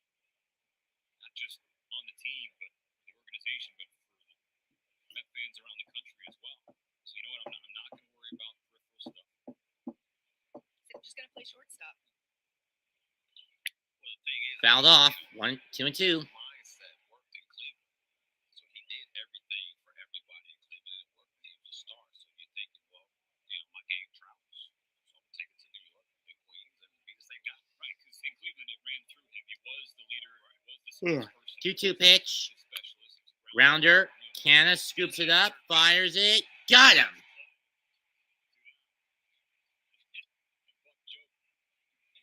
Francisco, he stole my thunder. 2 away, but these 2 at bats did put a bit of a bite in the Max's pitch count. Canna, the first action at third base in 6 seasons.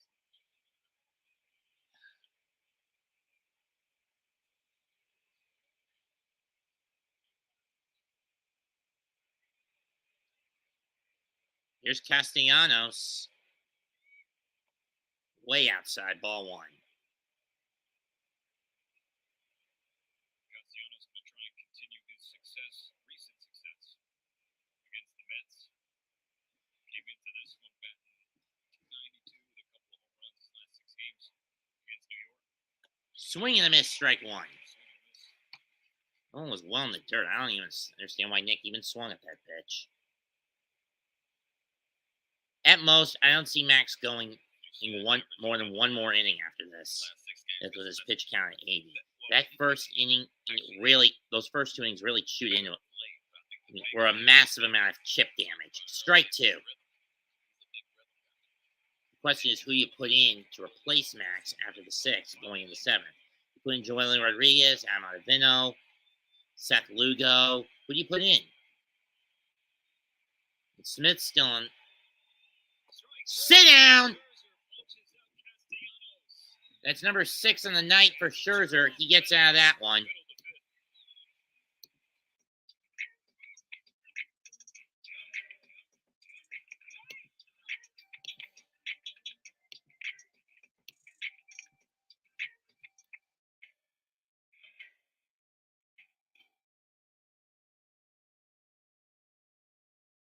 Okay then, asshole. What's your favorite anime?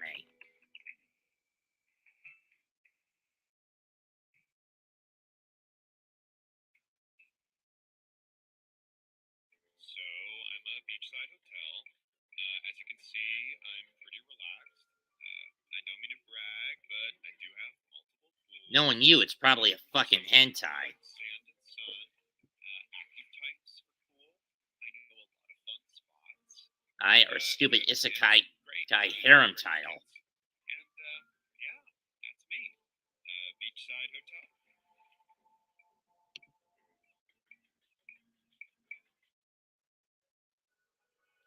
Halfway home, we're tied at 1, going into the bottom of the 5th.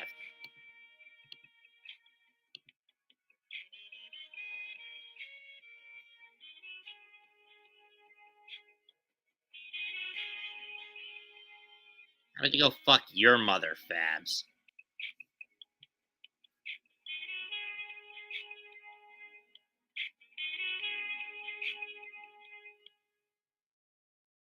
Or I could drive you out by doing this.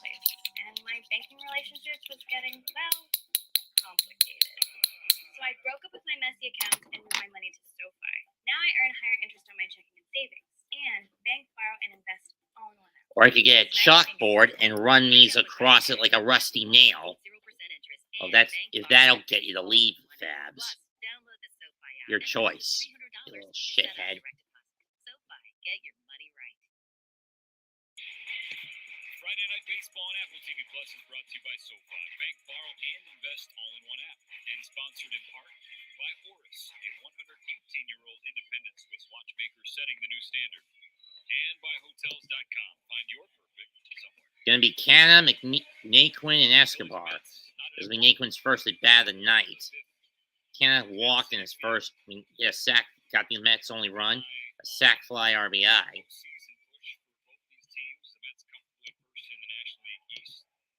Phillies in that second wild card spot entering Friday's action, and so Ball one. just before first pitch here tonight in Queens that affects the National League postseason picture is that Braves just tied it up in Miami. it's been suspended 80 games.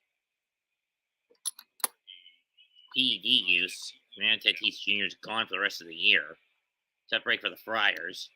Padres released the statement relayed by our friend Mark Feinsand. We were surprised and extremely disappointed to learn that Fernando Tatis Jr. tested positive for a performance-enhancing substance in violation of MLB's Joint Prevention and Treatment Program and subsequently received an 80-game suspension without pay. We fully support. 1-1 pitch to Canna. Ball two. The decision made by the league. And hopeful that Fernando will learn from this experience.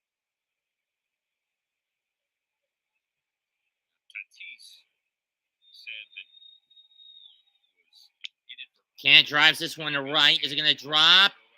No, it's not. Castellanos got it. One down. And so Tatis inadvertently took a medication to treat ringworm that contained the substance. Now, Cliff, earlier you said that it just can't happen. That shame on him. He should know where he's at, where his team is at, how much they need him. And all I can stand is I can stand no more, you Fabs. Consider your ass gone. Piece of shit that you are. Here's Naquin. We're streaming. You can't. Yeah, well, you can, but I'm not gonna do it. You know what I'm saying? I just think, so much. We just talked about accountability. Fouls it off, 0-1. And he's young, and I understand that. Naquin's had a bit of pop since coming to the Mets. 3 homers. When you're great, when people count on you being great, when people count on you being on the field, and I know that because I was hurt so much in my career. I know that because I wasn't a Saint, so I'm not gonna sit here and go, how could you? Ground ball. Ground ball to Stott. Stott's got it, and he'll throw him out. 2 away. And once again, the Mets doing what they did, doing what they've been doing most of the game. Rushing in the count. I mean, with the pitch count Suarez has right now at 61 pitches, I expect him to go 7 innings. With Scherzer's pitch count, he's probably going no more than 6. That caused him to be hurt in the first place, too. Absolutely. Accident. Absolutely. There's things you just don't do. And look, Here's Guillorme. I wanted to do, but I was like, hey, I'll holler at y'all later. I just can't do that right now. And 0-1. it's hard to talk about because, when you make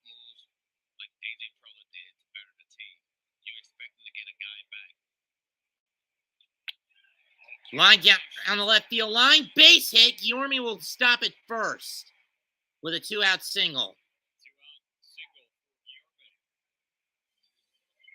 for Guillorme. And it's just the same.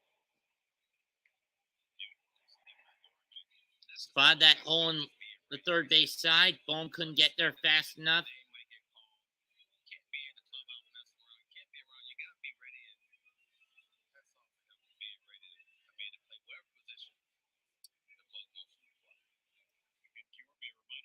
Start this game.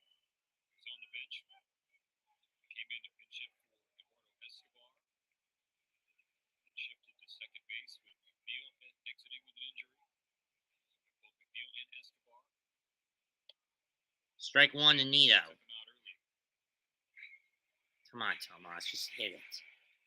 Just pound on it, bitch. Just pound on it, Tomas. Pound on that ball. 0-1 pitch. Well, it hit, but it went foul. 0-2. He has been the starting catcher for all but 3 Scherzer starts this season.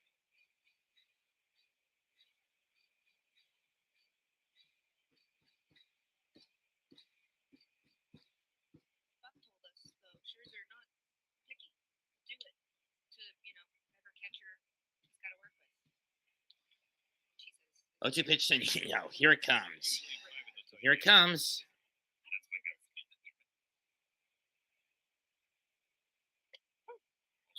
Oh, come on! Stupid ass arm. Regardless, 1 hit, nothing shown, 1 man stranded. Tied at 1, top of the 6th coming up. He threw 5. Mets, wake the fuck up, will you?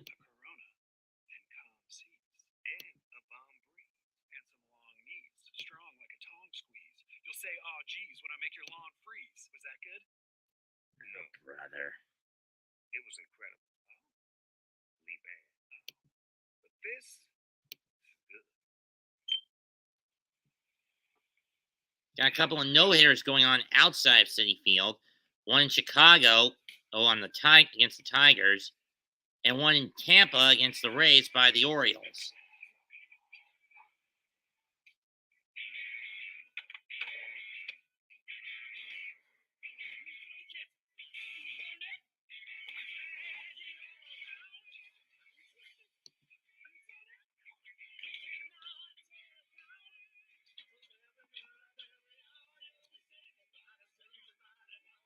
At least this game is moving a lot faster than the Field of Dreams one did.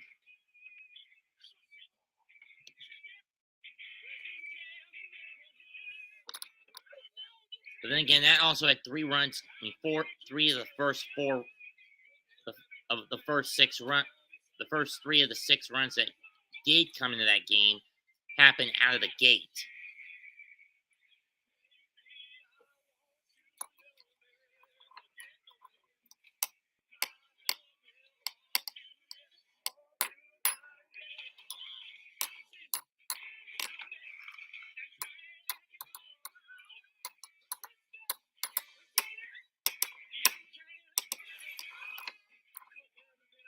I hate fucking commercials.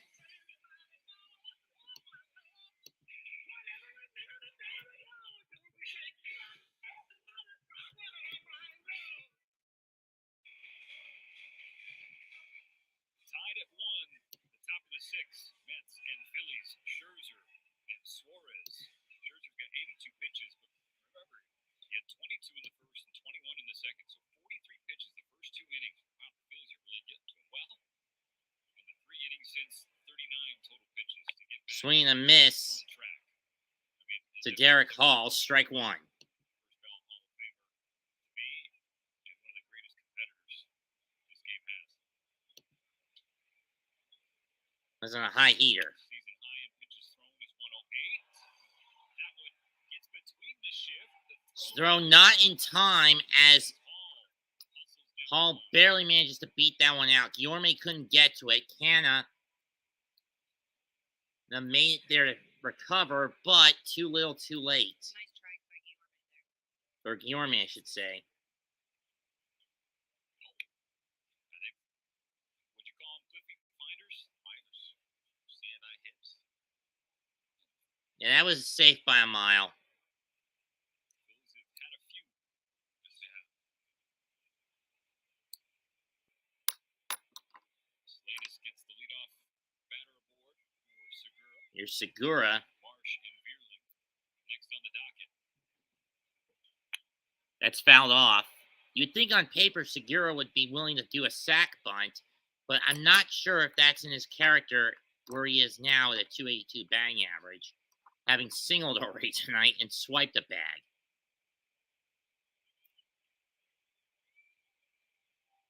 On 1. Segura has single. Flying out. Ball 1. Base tonight. Just the second stolen bag off short. I mean, why does this kind of remind me?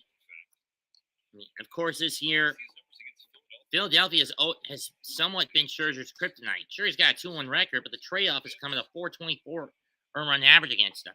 Everyone else 6-1 and a 1/5 less.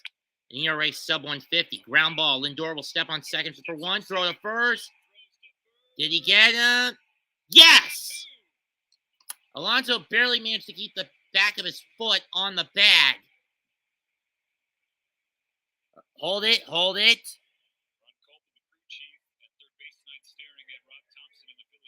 Thompson in the dugout calling for a challenge, perhaps. There's the... Uh-oh, this could come back. It's going to be a force out.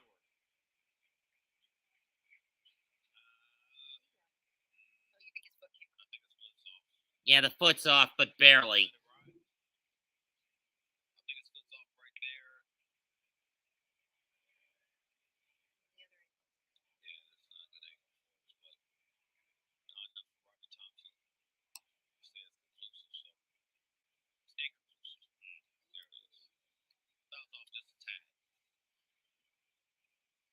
But whatever. Fly ball to center. Nimmo going back, track, or edge of the track, and he's got it. So the Mets dodged a challenge bullet there. 5.5 complete.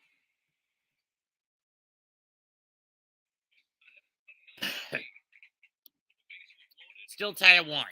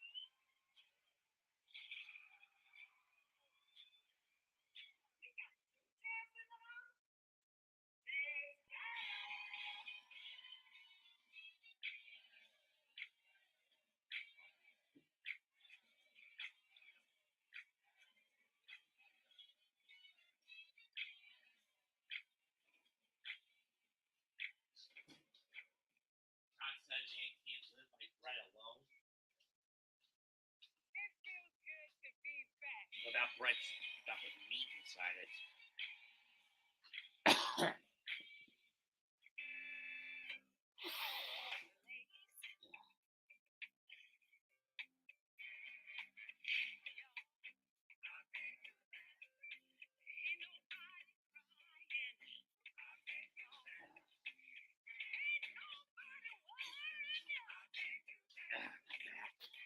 What job will ZipRecruiter help you discover?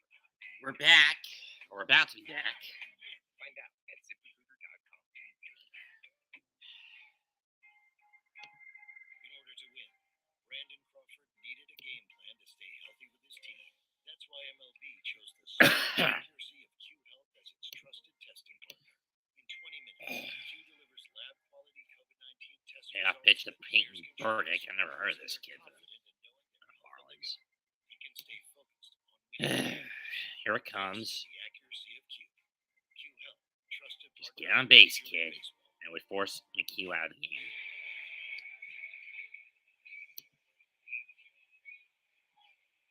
Mets send Nimmo, Marte, and Lindor to the map to the plate. Mr. Met firing off the gun. Firing off the t-shirt bazooka. Here's Nimmo. Ball 1, low at the knees, but from Suarez.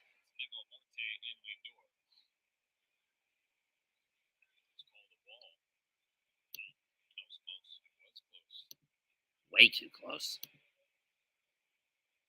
been talking about the evolution of players on both sides of this matchup. And one that's Ball 2. 2-0. Showalter is that of Brandon Nimmo this year. The next step for him in his career is becoming an everyday player. And he's done that. I don't know what's wrong with me these days, folks. Also got his coaches and teams Strike 1. surprised at times, emerging as more of a vocal leader. Also success. That's what I was trying to say. Do that to you, right? Like you have a little bit of it and start feeling good. The 2-1 pitch on its way. Nimmo drives. Nimmo hits at the second. Segura. And once again, the Mets are not showing discipline at the plate, which I've been damning them for tonight. I.e., focus on building the pitch count on these things, you sons of bitches. Here's Marte. I mean, seriously, if you want to win games, get the opposing pitcher to fight you instead of constantly swinging. This is what bit him in the ass against San Diego a few weeks ago. Here's Marte. Swing and a miss. I mean, all this soft contact, yeah, it's prevented strikeouts, but the trade-off is you're not building the pitch count for the opposing pitcher. 0-1 pitch. That's high and away, ball 1.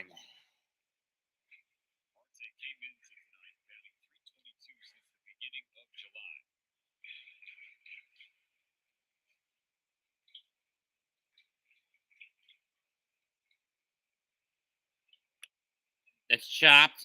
Suarez. Boom picks it up, and he's got him. Again, guys, stop giving this bastard 1 to 2 pitch counts so he can conserve his energy. Make him work, you motherfuckers! Make him work! Motherfucking idiots.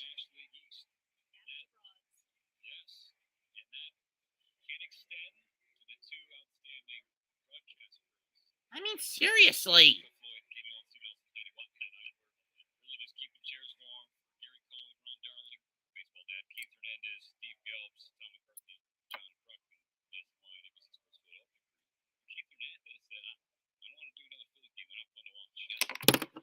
Lindor takes one low in the dirt, ball 1. These SOBs, just do me a favor and just build up that pitch count on Suarez, because you haven't been doing it lately. You've only done it once in this whole damn game. Strike 1.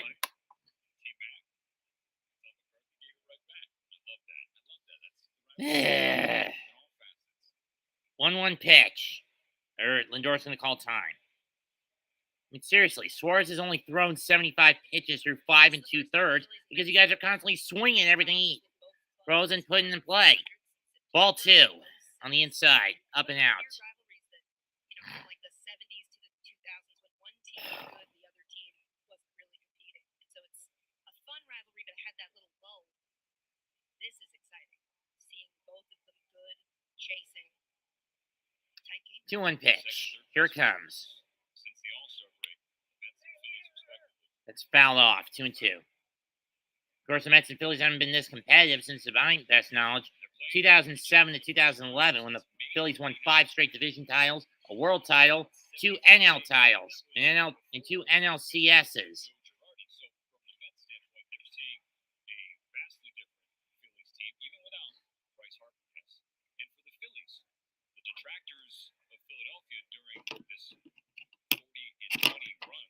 Two 2. Right back at Suarez. Damn it! How many times are you going to do it to the Mets tonight? 6 innings complete, still 1-1.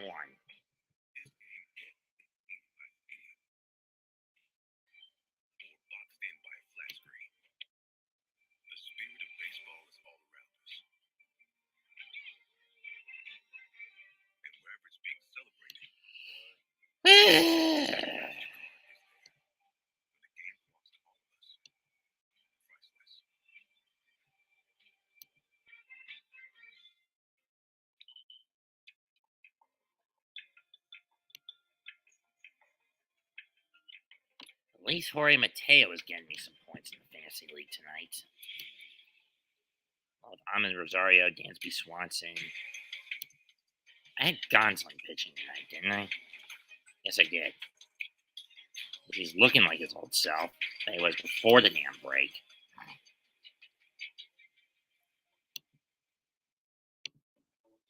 I'm not like those other hotels. I'm what you call boutique. I'm into intimate conversations, leather lounge chairs, soaking up the city's atmosphere. I'm looking to provide a more unique experience. Do you like single origin coffee over a game of chess? Me too.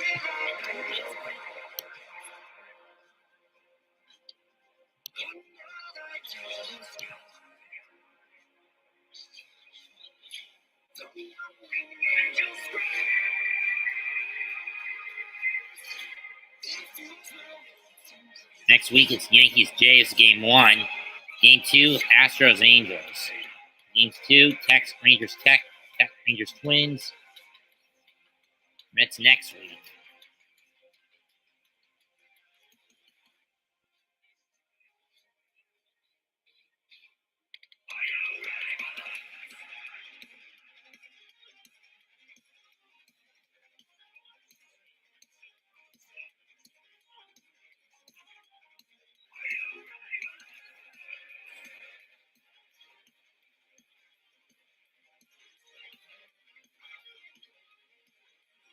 Ground ball to Alonso. First out.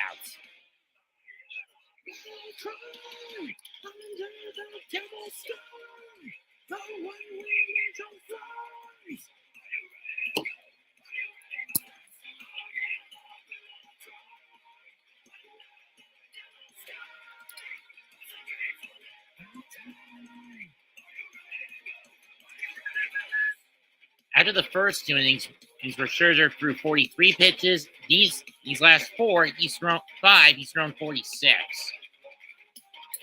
I thought he would be out after 6 innings. Ball 1 on the Stott, who's been a pain in the ass for him. Double, single, plunk, stole a base, and scored. This is the one guy all night Scherzer has failed to get an out on, record an out against. Strike 1 on the curve.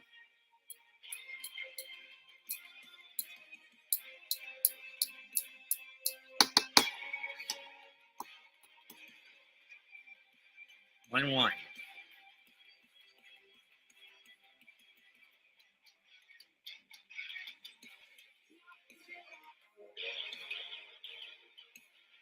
Strike 2.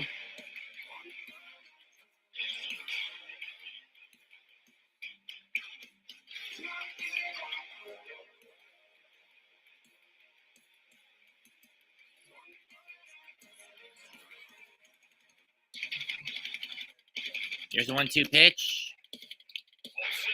Sends it right back up the middle for a hit. Doing a ball game, Mom.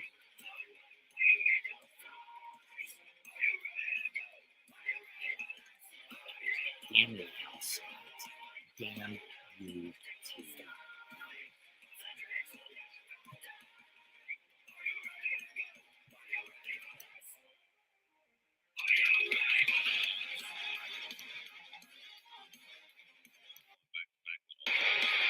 One thing I like with young hitters is the ability to hit with 2 strikes, right? Like not being afraid to hit with 2 strikes, sit back and stay up the middle of the field. Damn you to hell, Stott. Here's Hoskins, ball 1. Nailed it. Success. Yeah, it's tough work. A lot of work. I mean, it's a dangerous one. And with his pitch count nearing 100, I think Hoskins or Bohm will be the last batter that Scherzer faces tonight. Strike 1. That part right off inside to righties. It's been there the entire night. So Scott Berry has been consistent. 2 such strikes ended AB's to Mets. That one leveled the count on Hoskins 1-1. Here's number 96. Lots it to Alonso to see if he can get a bust Stott, but Stott's back. If it was Dom or Ruff playing first tonight, maybe that would be the case. Hoskins 1 for 3 this evening. Single, strikeout, and a flyout. He's 2 for 29 lifetime. I hate the whole pickoff bit. It's just so irritating that it throws the rhythm off. Just throw it to the damn mound, Max, please. Just throw it to the fucking mound, would you?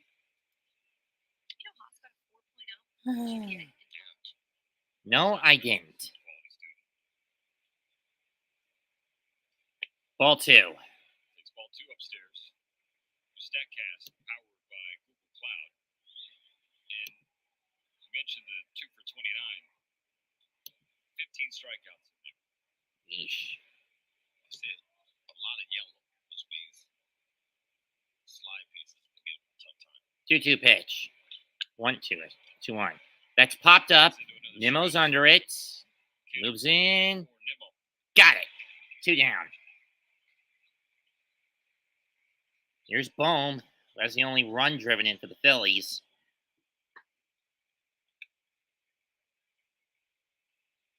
The official word from the New York Mets on the 2 players that left the game early with injuries, that being Eduardo Escobar and Jeff McNeil. Left side tightness for Escobar and a right thumb laceration for McNeil. I was expecting concussion protocol in McNeil's case, but at least a cut, you can either stick a bandage over it or stitch it up and be ready in a day or 2. Digs in with 2 out and a runner on. First pitch swing. Popped up. High fly ball. Foul territory of the first base side. Alonso's under it. He's got it, and the Mets get out of this. 1 hit coughed up. That's the 9th hit of the night. That The only damage. We're still tied at 1, so we stretch. T-Mobile is like a spaghetti. looks like the no-hit bid's over in Tampa, in St. Petersburg, as the Rays just finally got a hit off Baltimore pitching, but they're still down 7-0.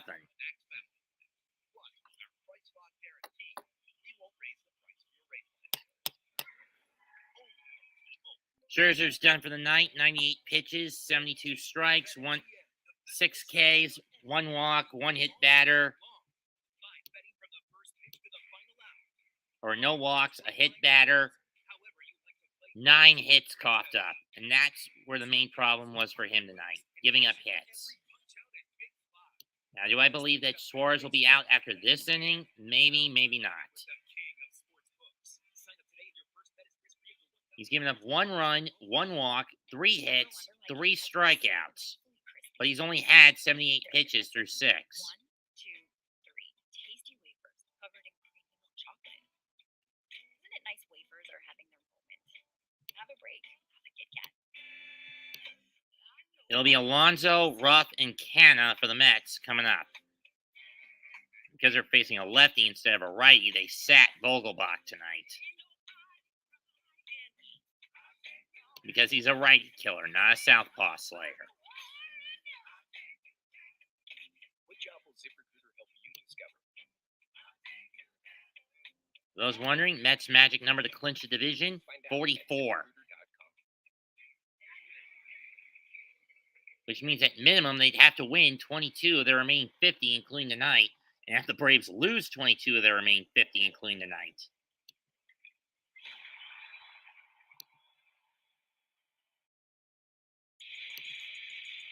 Welcome back to Friday Night Baseball on Apple TV Plus, presented by. And that's at minimum. Most arduous is if The pitchers duel here at Citi Field. Scherzer done for the night, as I deduce. Ranger Suarez for the Philadelphia Phillies. You see had to work early, 43 pitches, innings 1 and 2, 55 after that, innings 3 through 7. Hunkered down. We have 9 hits allowed, 1 short, season high against Mad Max. 9 hits for the Phils. Again, Phillies have always been his kryptonite. And the Phillies have always been his kryptonite. Here's Alonso. Walked and scored back in the 2nd on the sac fly by Canna. Ball 1, but he struck out in his last at bat. Come on, Pete. Alonso.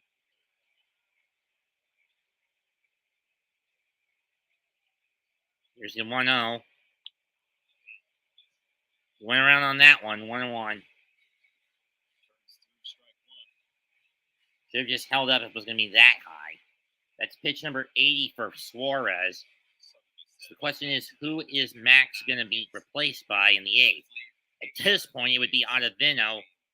You'd go to Ottavino, since he's your best bullpen arm with Drew Smith down, or go to Seth Lugo.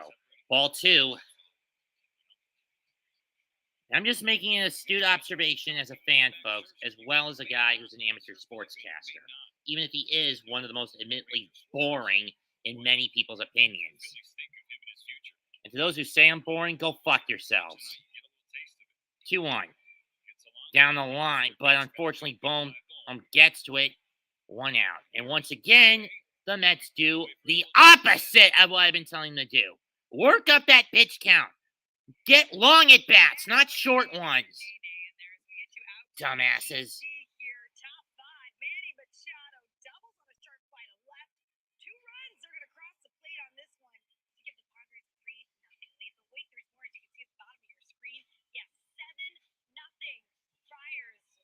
Here's Canna.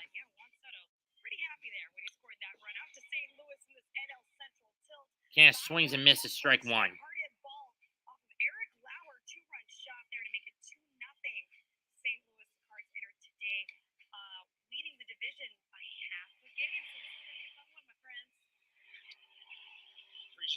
Broke his bat, I guess. So it was a foul ball, not a strike.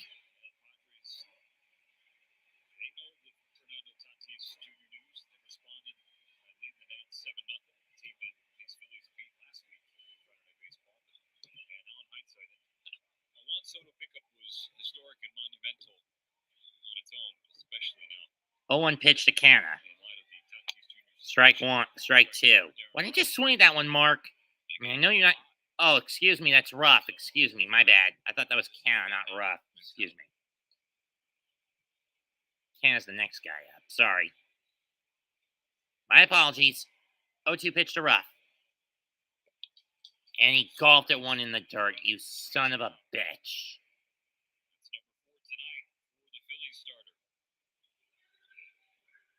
Mother horsefucker.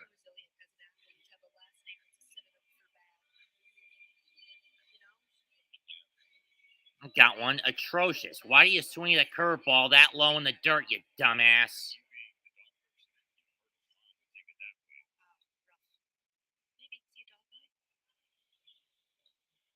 Ottavino warming up in the Met pen, so this indicates that Scherzer's night is indeed done.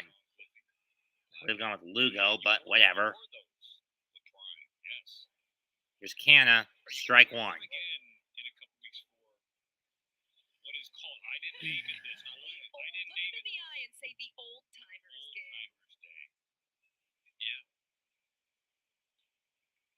Come on, Mets. Wake the bats up. Getting complacent again. And you're getting as complacent as you were at the start of play after the All-Star break. You don't need lazy or hasty. You need that balance. Ball 1. 1 ball, 1 strike. 2-1.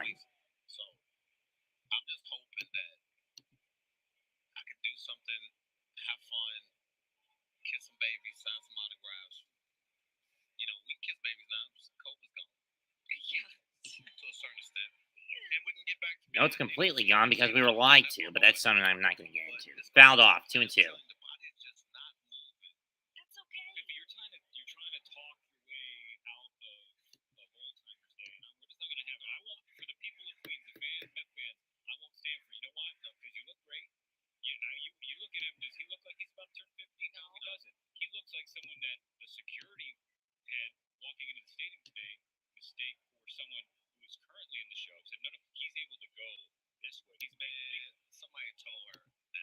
Two pitch, ball 3 to Canna. Full count.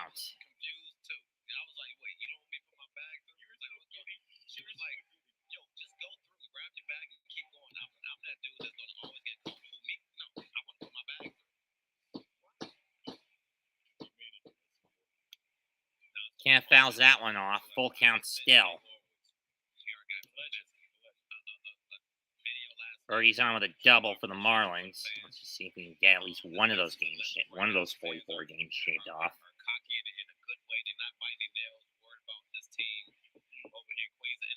That's a good thing. That's a really good thing. So I'm looking forward to come back on the 27th and having the ball. Really happy. Along with a great roster. Payoff pitch. Ball 4. Can's on with a walk. Now they decide to try and run and work the count. Dumbasses. Of course, Floyd was part of many a teams. Best years was the 06 team.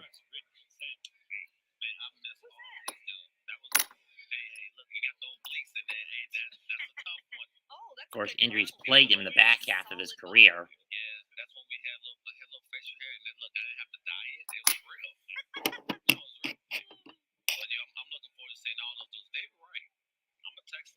Too bad David spinal stenosis may keep him out of that game. Here's Naquin. Naquin chops it. Damn it, Ty!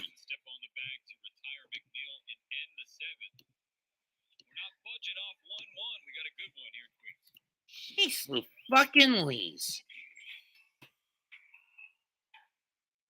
One man stranded on a walk. We go to the 8th. And I think that Rangers Suarez, it's safe to say this inning was Rangers' last as his pitch count went up to 92. They're not going to let him pitch the 8th or the 9th. If they get the lead in the 8th, they're going to bring in Robertson in fairly soon after their setup man comes in. Ottavino's coming in to pitch for the Mets. That much we do know.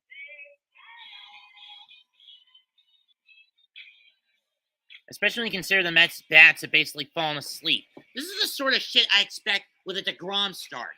Good pitching, but the trade-off comes with lack of offensive productivity. This is like the second or third time this has happened to Max in a month. In the past month. Over the last month. It happened in Cincinnati during the 4th of July. It happened against San Diego. Granted, he took the L that game. And it's happening now.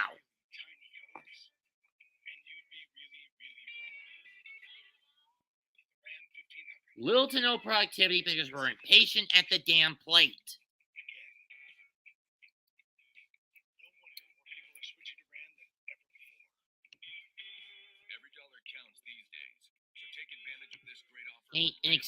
At the expense of that good pitching. This didn't happen to Max last game he was out there against Atlanta. So why is it happening to him now against Philadelphia? Oh, wait, it's the Phillies. There is fucking kryptonite. And for every Superman this year, this team, the Phillies are his damn kryptonite.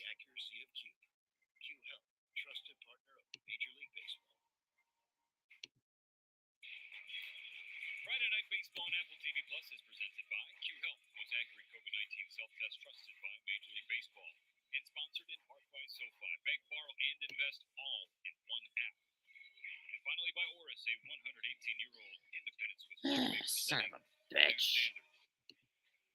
We keep waiting for either the Mets or Phillies to set a new standard on the scoreboard. But the pitchers in this one won't let it happen. Still tied at 1. Here's Ottavino, 44 games, 5.2 record. Opponents batting .208 against him with a 2.25 ERA, 51 strikeouts, 12 walks, 33 hits.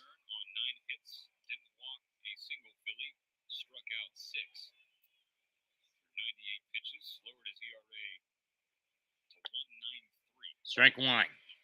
Mets relievers entering Friday, 435 strikeouts. That's 6th most. 32 saves, tied for 5th, but only 381 80 and a third innings pitched. That's only 26. But then again, they don't get that. And that's the 26th, or 6th most, 5th most in the league by relief pitchers. Which is usually a bad thing. 2 balls and a strike on the way. Way to Real Muto.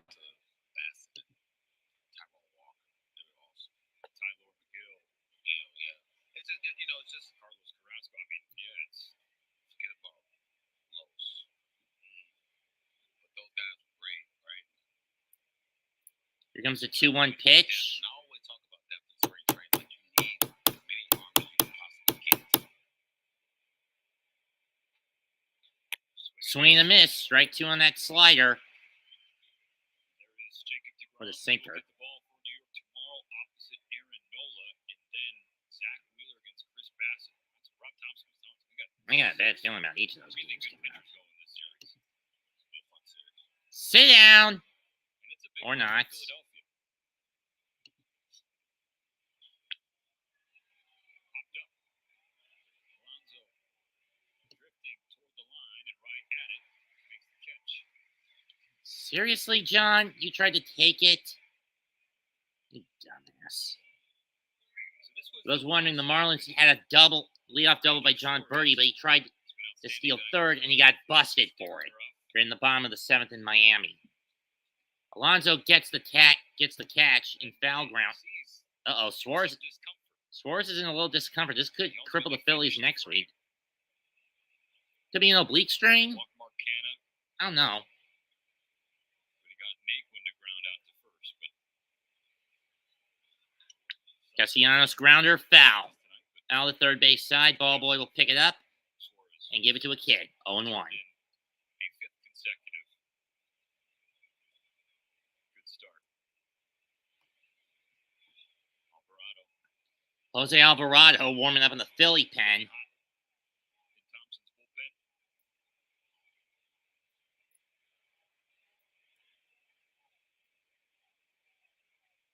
The bullpen on paper has sucked, but you gotta wonder if the return of David Robertson, who they picked up at the deadline from the Cubs in exchange for prospects, will be of some help. Ball 1 from Ottavino into Castellanos.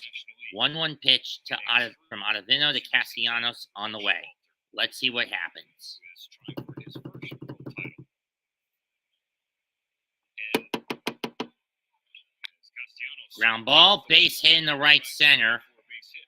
Marte will cut it off before he gets to the gap, and Castellanos will be held at first with a single. 10th hit of the game given up by Met pitching. Going to be put under a different microscope. We're going to comb with a finer tooth comb. And if you're splitting hairs looking for something that gives concern for New York, you might lean the bullpen. Again, if you're searching for something, you have to search.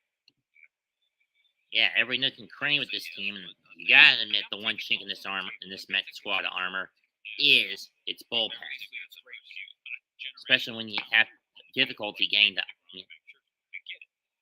when you have to get to Diaz at any and all costs. Throw back to first. Castellanos is safe, but Alonso's foot wasn't even on the bag anyway, so it wouldn't have mattered if he tagged him. Teams are not just giving up guys, right? Like it's hard to find pieces at the deadline. Just go, hey, you know what? Phillies hold the second wild card We want all the relievers out and a there. 10.5 game edge over the Phillies. The 10.5 back of the Mets in third in the division. Ball 1. They did get Michael Gibbons, right? So, just one left-hander out there, Joely. Look, I think every team has a hole. And you just try to make it not be a glaring. Best record against own division, Mets number 2 at 37-14. Castellanos taking off. Throw. is Dropped. out of the glove of Lindor, so Castellanos has a bag. Ball 2. See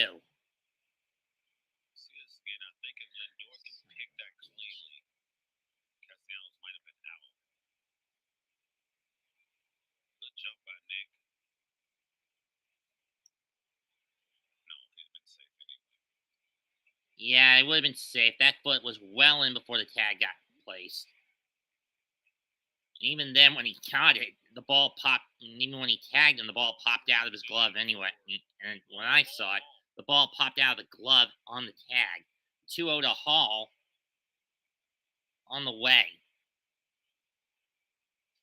Swing and a miss. Strike 1. Missed at strike 1. Monster series last weekend.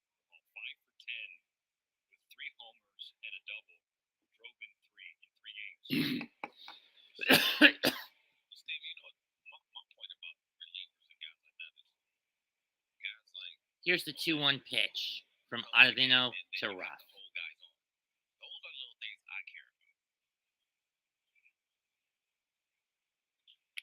That's fouled off, 2-2.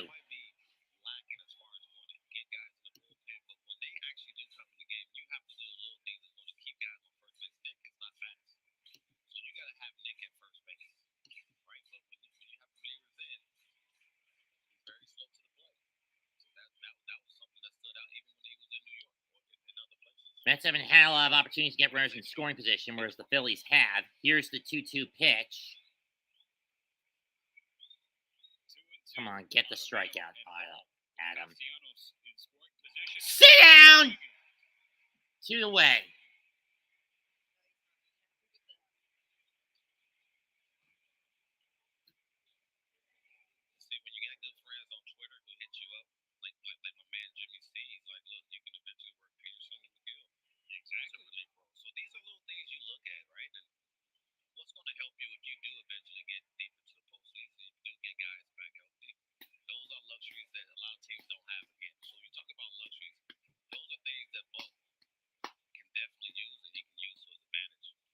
Here's Segura. Gil has said as much too, that he understands what he needs to do. He's prepared to help the team in any way he can when he comes back, which I believe late August, early September was the last I heard. Segura angled and stole a base back in, I don't know what inning that was. Ball 2, but the go-ahead run sits in scoring position for the Phillies with 2 out in the 8th. Double play ball. Nope. Yeah. One of the Marlins going to make the fuck up in this one. 286. 2 out. Runners in scoring position. Driving in runners. Strike 1. 2-1 pitch. Come on, Adam. We just need like 2 more like that. Or a ground out, a ground ball or a fly ball that doesn't lead to a run.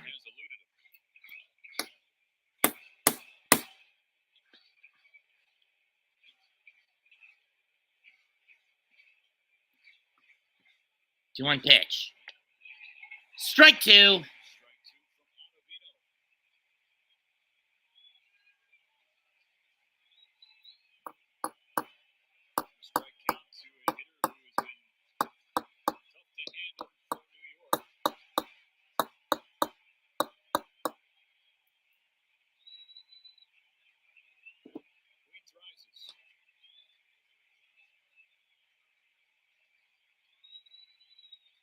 Two pitch. Sit down!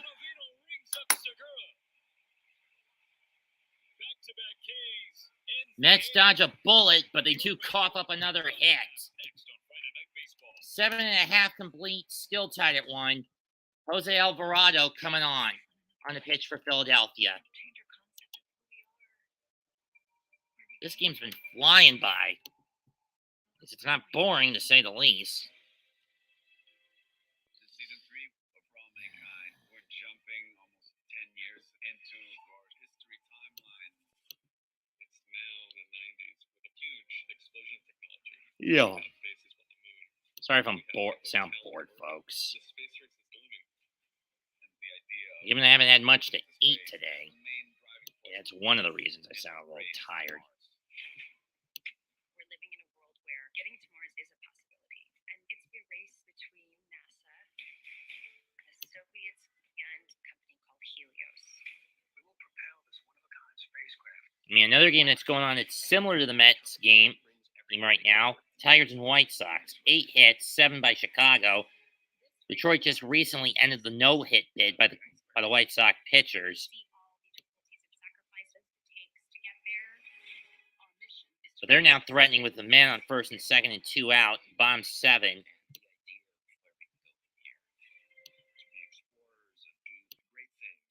Scratch that. Pollock just walked to load the bags.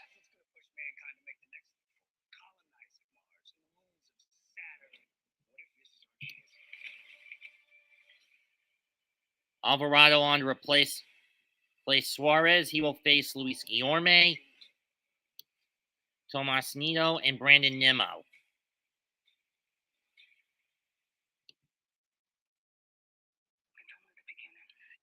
Braves got a double to start the 8th. Motherfucking tribals.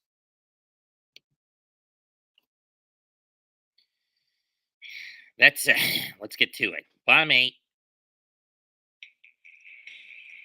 Well, I know Cliffy doesn't like great starting pitching, but if you do, you saw it tonight. Max Scherzer, 7 innings, gave up 1 run, struck out 6, not to be outdone. Rangers Suarez of the Philadelphia Phillies, he went 7, punched out 4, gave up just 1. Difference is in the hits, though. Scherzer got rocked for 9 hits. Suarez only gave up 3. In those 5 turns, his ERA is 1.27, 4 earned runs and 28. I'd say there's around 38,000 in Citi Field tonight. Like Buck Showalter, Rob Thompson. It's a division rival game, so it would make sense. Alvarado's up. The opposition banged .244 against him, 4.73 ERA, 49 strikeouts, 21 walks, 31 hits, 32 in the third innings, and a 3.2 record in 40 appearances. Here's Guillorme, first pitch. Goes for a bunt. I don't understand why. Strike 1.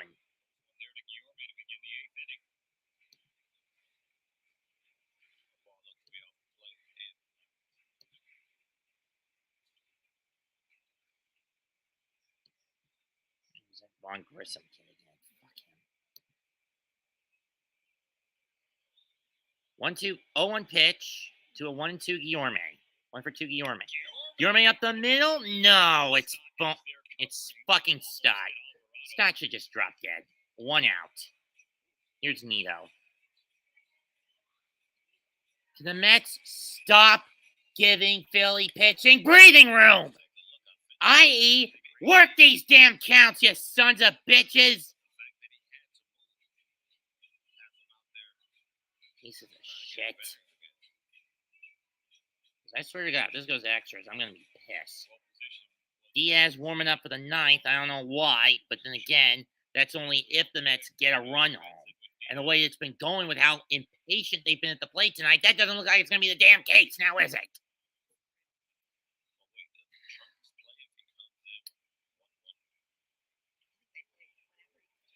Here's Nito. Nito fouls that one off Real Muto's mask, and it knocks the mask off. 0-1.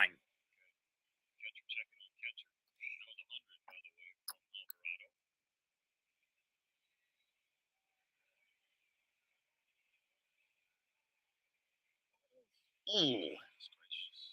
Actually, I don't think Neil even made contact with that ball, but the ball's centrifugal force was so hard it hit me. It knocked the mask clean off of Real Muto's face. Oh, he did get contact.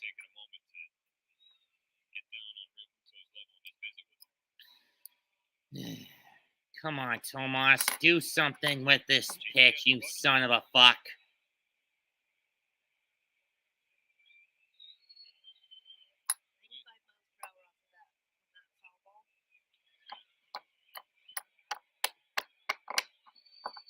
Owen pitch on the way to Nito. That's in the right field base hit. And Nito's going to hold up at first with another single. Now can we get a rally going here, damn it? Let's fucking go. Come on, wake the fuck up, boys. Wake the fuck up.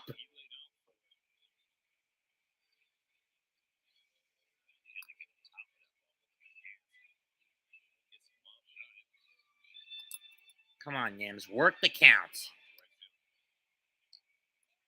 Near miss by Hoskins on the miss by Hoskins on that diving lunge to try to catch it.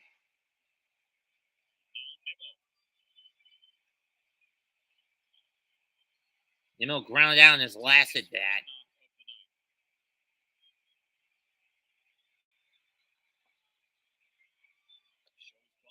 Really, Nimmo? Personally, I don't see logic with bunting with 1 out. If there's nobody out, then fine. I get bunting with nobody out. But 1 out but bunting with 1 man out has always bothered me, for those wondering. And now that there's a strike, The bunt move is a moot point. I'm dead serious. It's always bothered me that people would do that. Here's the 0-1 to Nimmo. Strike one on a 102 off at the knees. I mean, I can understand that ball was just a fireball that Nimmo wasn't going to get a whiff at and catch a whiff at, even be able to get a swing at. But this is a case where I would take the gamble and swing, Nimmy.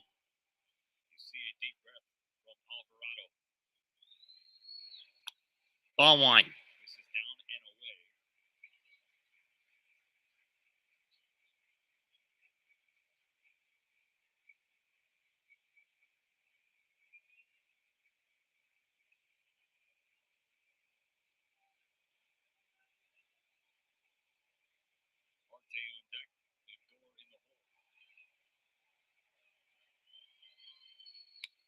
Chopper, that's going to be a double play ball.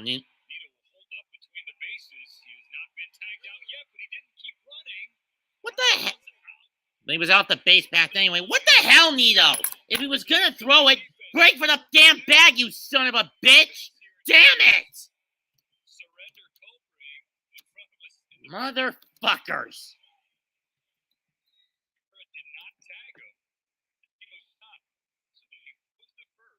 We go to the ninth. I mean, seriously, Tomas. Break for the bag if he's going to throw it. Break for the bag.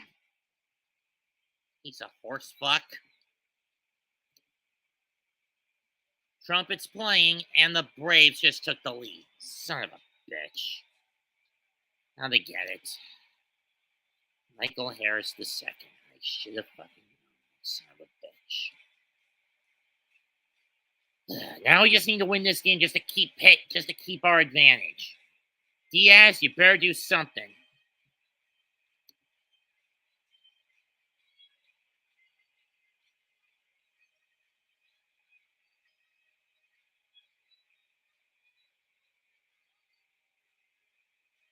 He'll face Marsh, Bierling, and Stott.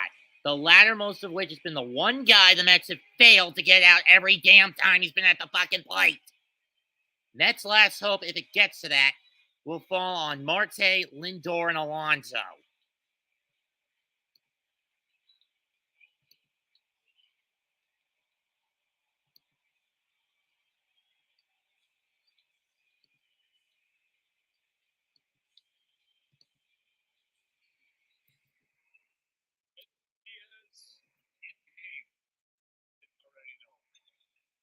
It's one of those moments you gotta sit back and let play out for the fans at home. Song does not make the great closer, but when a great closer has a song cueing them in on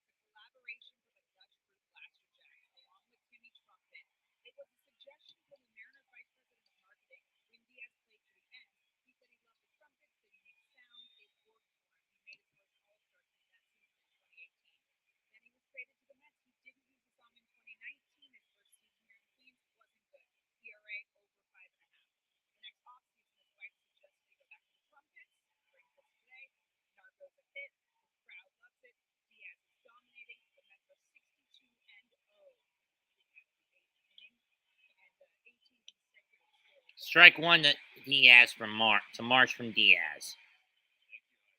I mean, honestly, Nito. Take off if he's going to first. First with the throw. Strike two.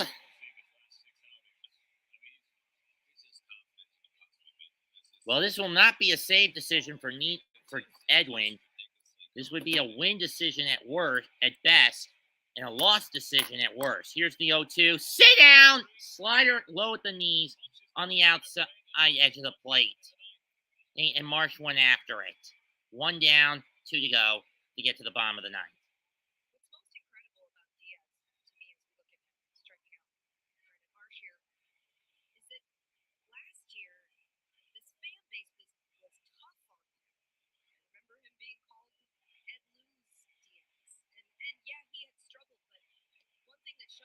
Strike one. But to be fair, I blame the whole Ed Lose thing on Diaz's Ed Lose issue on one man.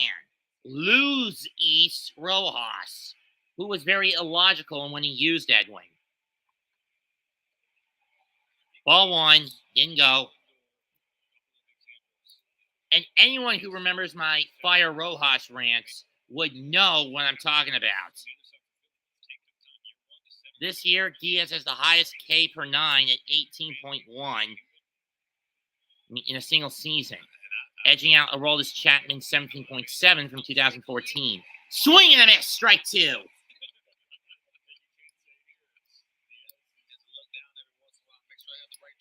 Here's a Veerling. Crowd on their feet.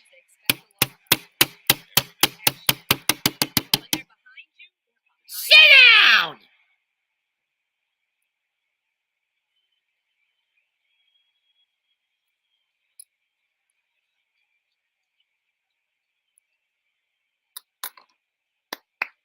Good boy, Edwin.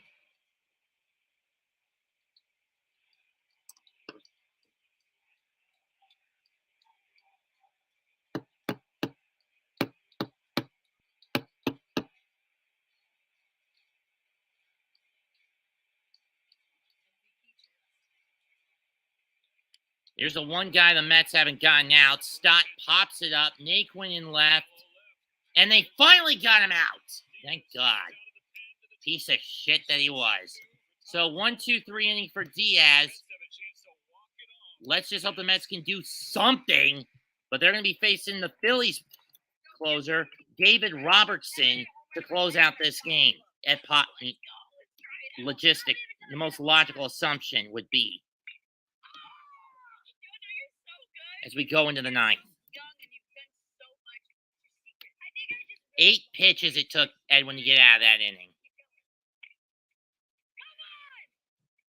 In other news, a perfect game on the line in Kansas City, compliments of Tony Gonsolin, who's thrown 5 innings perfectly on just 45 pitches. Is Davey Roberts going to be stupid enough to pull him out? I hope not. I got fantasy points stockpiled on the Tony.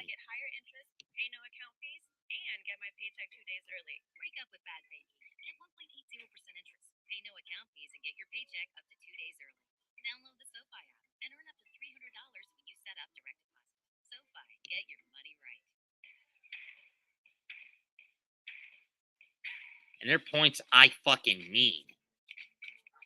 Badly.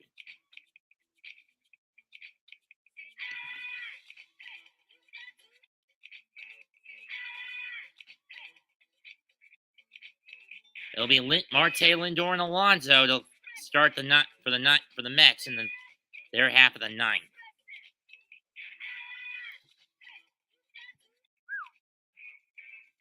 It was up 17, up 22, up 23, 5.5, down 8.5, down 15, down 25.5.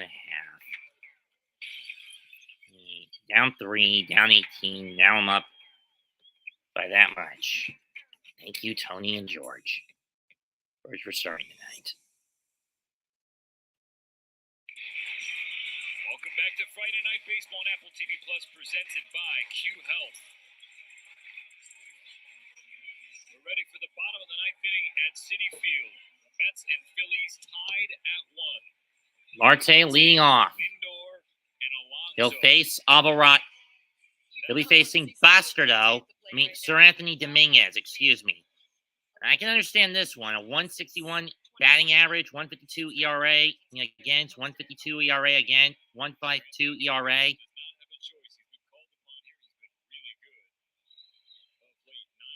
Ball one.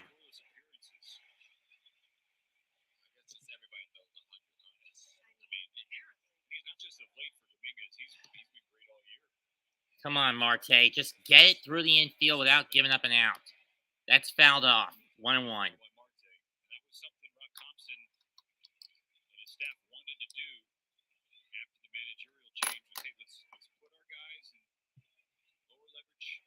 positions. Let's get their confidence up, and then we will place them in settled roles. Acquired David Robertson at the deadline. So they have veterans back there, guys who are confident. Marte hits it to right field. That's going deep. Track wall. Castellanos not going to get it. Bounces off the base. Marte heading for second. Is he going to go for 3? No, he's going to stop at second with a double. With a leadoff double. That's what I'm talking about, bitches.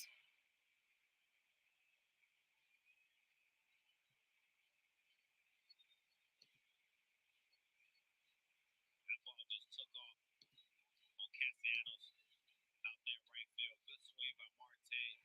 Castellanos actually makes a couple of steps inside. As you look at Starling Marte, he thought he actually got it off the bat. So you see Nick comes in and then he has to get. Okay, it's 4-3 Atlanta now in Miami. The Phillies not playing no doubles in that situation. And they give up a double anyway. Winning run now in scoring position for the Mets. Here's Lindor. What do? Bunt it or you swing it? Well, neither in that pitch. Ball 1. Only the 3rd time the Mets had a runner in scoring position tonight. First time since the 2nd inning. Last time these two teams played, May 29th, the Mets walked off the Phillies. That was compliments of a kid named Nick Plummer and Eduardo Escobar. Lindor 2-0. Lindor tied for Jose Reyes for the all-time RBI record in the team with 81. Next time he drives in a run, they'll stand alone as the shortstop RBI king for the New York Mets. In this case, it could win it for the Mets. Here's the 2-0. Fly ball. Center field. Track. But it's too deep. Is Marte going to tag? He does, and he'll go to 3rd. Now the winning run is 90 feet away. All Alonso needs to do is just drive it to the outfield, and the Mets will win it. Drive it or hit it on the ground to where it's not going to be.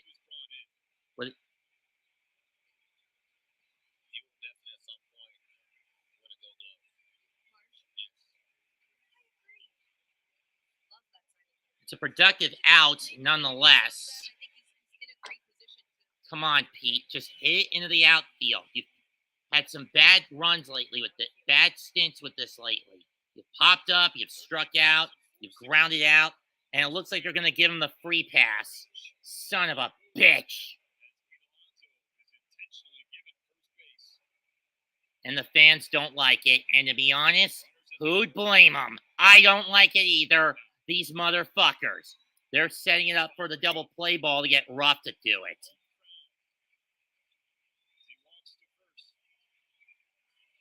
Oh, wait a second. So this is something Francisco Lindor does quite often. Whatever he learns or takes Lindor. his AB, he will pass down the line to his teammates. Bogey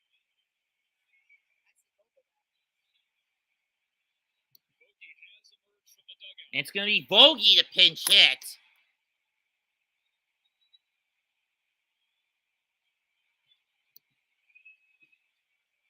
Oh, boy.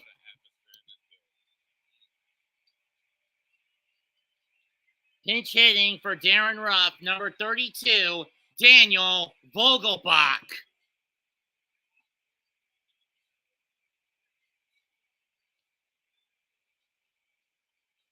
Continues conversing with Mark Canha, who will be on deck after Vogelbach. Vogelbach, one of the battery pieces the Mets picked up in the deadline, a week before the deadline came, in exchange for some peanuts. In exchange for Colin Holderman from the Pirates. Just needs to get it into the outfield deep enough to where Marte could tag up and get a run, get home. Vogelbach, 246 hitter, 14 homers, 44 RBIs, 36 on base 36% of the time. Marte at 3rd, Alonso at 1st. Here's the pitch to Volge. Ball 1.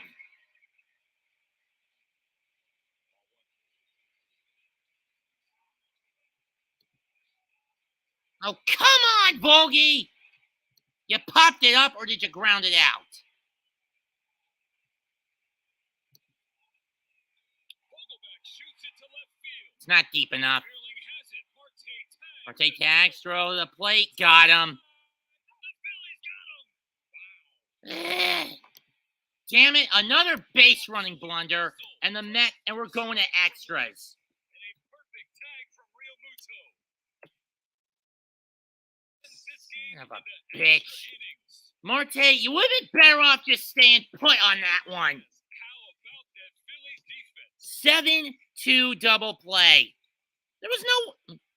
Marte was out by a country mile on that one. A country fucking mile. What the hell, guys?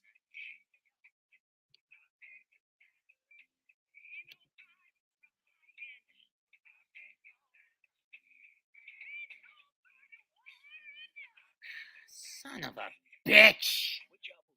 It'll be Hoskins, Bowman, Real Muto. I don't care who the Mets send up. Stott's the ghost runner. I mean, onto the mound. Stott will be the ghost runner.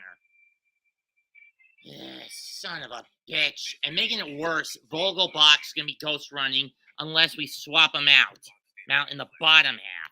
And I don't think we got anyone left fast enough on the Met bench to do that. All we got left is McCann, so we have no choice but to go let Vogelbach be the ghost runner in the Met 10.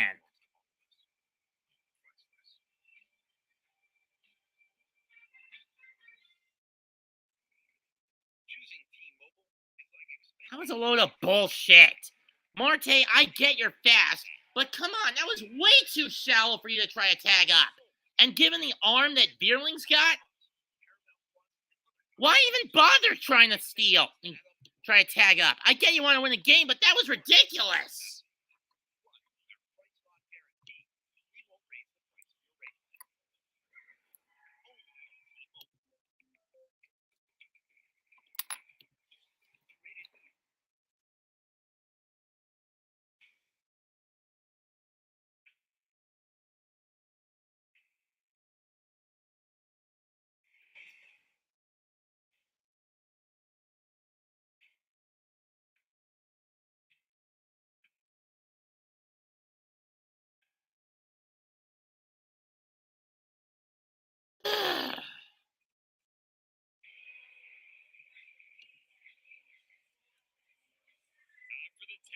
Michael Givens.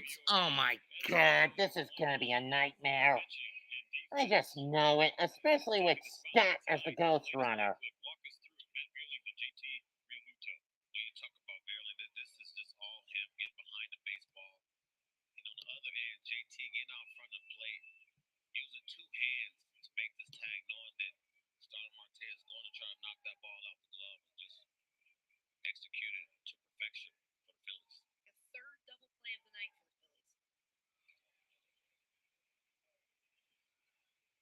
Yeah, if he used one hand, that ball was coming out. Ball one. I mean, seriously, Buck. 8 pitches it took Diaz to get out of the ninth. Why didn't you just leave him in?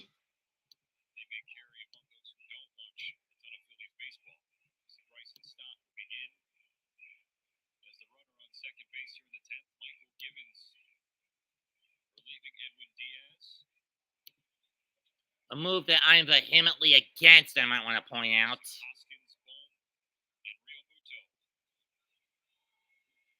1-0 pitch.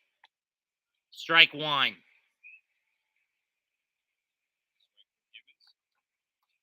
Givens basically got pummeled in his first outing with against the Nationals, where he coughed up 5 runs.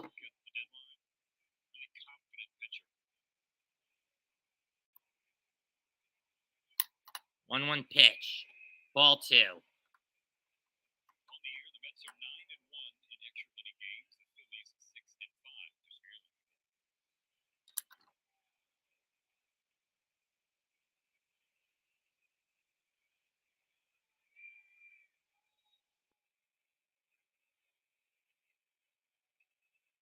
Two one pitch.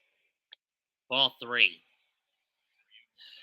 Seriously, Buck, you should have just left Diaz in for this.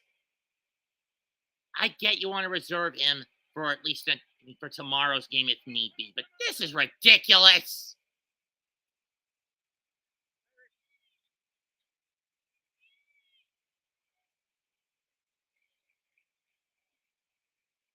Strike two.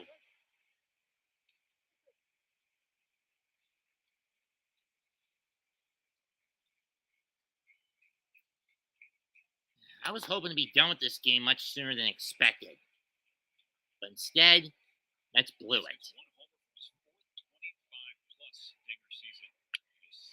Fouled off. Still full count.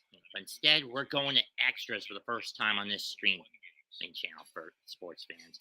The first time I've done overtime, quote unquote, since my very first live stream, which was the Knicks and the Lakers. It was back in early February. Payoff pitch. Slow roller.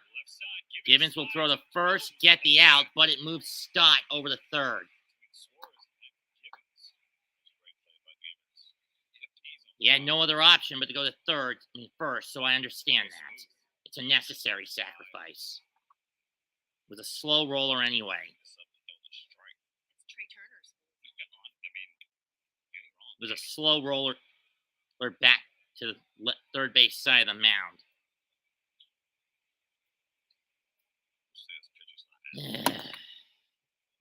Motherfucker. I think you said they weren't. No, that would be you hitters. Steven, I think I heard you say hitters say that. Not us TV clowns.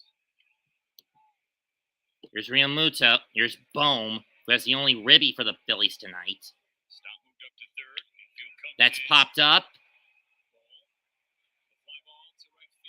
Marte better throw it. Stott tags. But it gets away. Too strong, and the Phillies take a 2-1 lead. Motherfucker. Began the game in the first with RBI single. The Phillies a little closer to ending the game. Fly ball to right. This is when you think nobody's going to run that arm.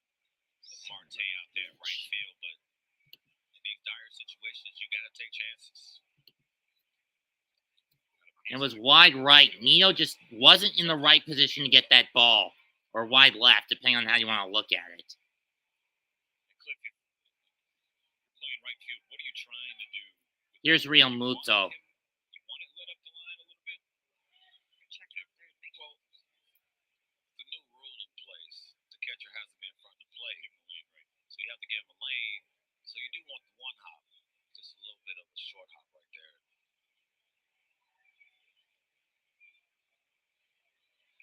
See, they peeled to no avail. So Busy, Mom. 2-1 Phillies. Strike one.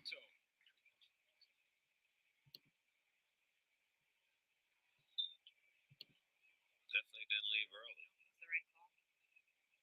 I mean, you run on the arm of a guy out there with 8 outfield assists. Start Marte, so. Ball one. Or did he go? No, he didn't. 1-1. In these situations. Be right back. I gotta get my laundry.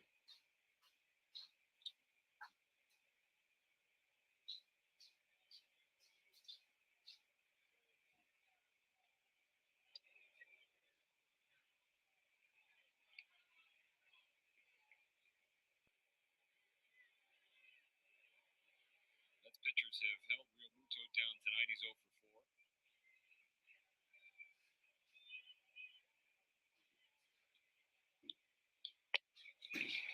Swinging a miss, strike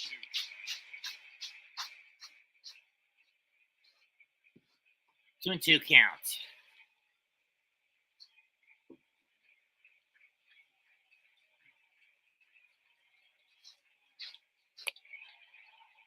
Strike 3, but damage done. Phillies give up a run. We go to the bottom of the 10th. Down 2 to Phillies lead 2-1.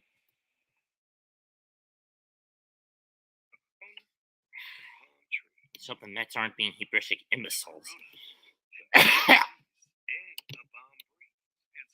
Let's go to other games and see how those are panning out right now.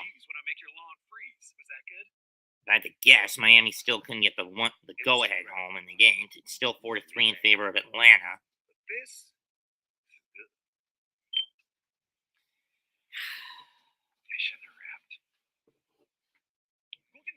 And like I said, what's the main problem with the Mets tonight? Bad base running, bad I only trust one place with Meineke. Also in America. Meineke is so honest and transparent. Rock and roll. The inspection, I look at the photograph, see the problem, fix it with my German eyeballs. you got some water down. He's pretty good. I only trust Meineke with Meineke. My finances were all over the place, and my banking relationship was getting, well, What do they do in this? complicated. So I broke up with my messy accounts and moved my money to SoFi. Now I earn higher interest on my checking and savings. And Basically, bank get that borrowed ball as far out of the infield as they can just to get him to tag up. Not because he's a slow runner, or hit it down the line and into a corner, or hit it so far down the line that he can make a break for the plate. But here's the problem. They've only got Canna. They have to leave that to Canna, Naquin, and Guillorme. I don't mean to brag, Need to see if they can do that. I'm looking for someone who likes sand and sun. Active types are cool. I know a lot of fun spots. If you have kids, great. I'm great with kids. And yeah, that's me. Beachside hotel.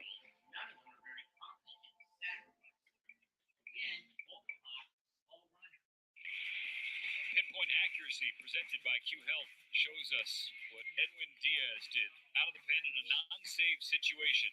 Came into the game 18.1. David Strikeouts Robertson. per 9 innings, 18.1. You got 2 more tonight in a clean frame of work. The Mets down to their final outs. If not for that man in left field for Philly, Matt Vierling. Mets would have won this if not for that fucker Vierling. Threw out Starling Marte trying to tag up from third. That was big time. Yeah, if Sterling had just stayed put, Canna would have gotten this. On second for New York. Like I said, at this point, Mets don't have a choice. The only other guy they got left on the bench is McCann. He's just as slow, if not worse, than Vogelbach. Did he score? First hitter, he scored, yeah. And Bogey on intentional talk with Kevin Larnell. We never really this year. We talked about he's got some stuff to burn. Mark Canna. He's not that fast of a runner. Only 7 home runs on the year.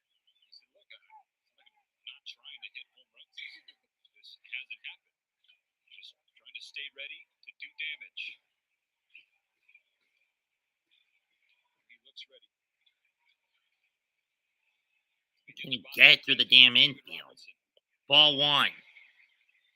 Robertson on. Picked up from the Cubs at the coached by the Phillies from the Cubs at the deadline.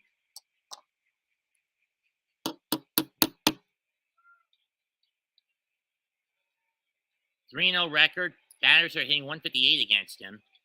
Ball 2. Last 2 pitchers we've seen in this game, Gibbons and Robertson, they were teammates a couple of weeks ago. Gibbons here tonight.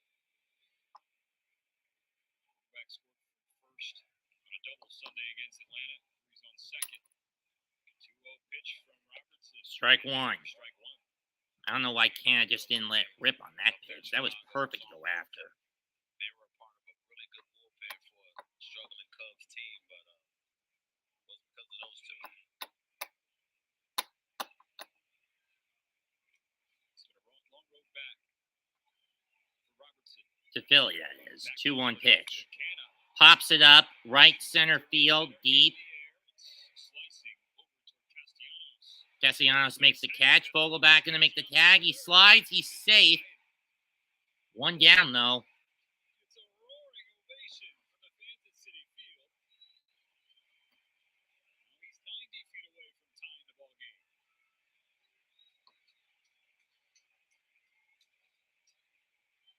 I really don't know why everybody's so. I don't either. Concerned about Vogelbach not being running. The guy can scoop.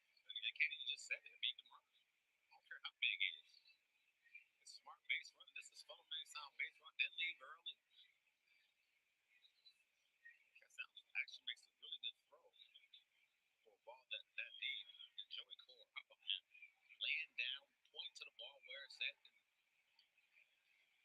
Just hit it. Just hit it, Ty. Just get it out of that infield and deep enough to where Veerling can't throw him out. Strike one. Of the new Mets, 90 feet apart. Vogelback on third, Tyler Naquin in the batter's box.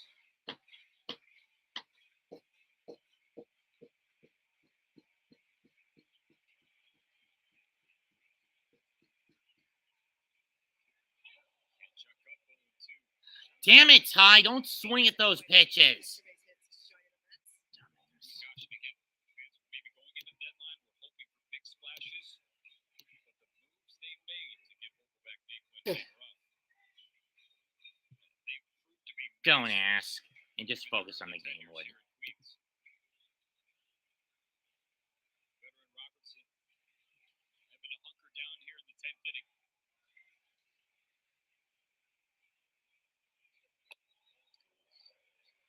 Didn't go? No, he didn't. Ball one. Ty, whatever that next pitch is, make some damn contact, will you?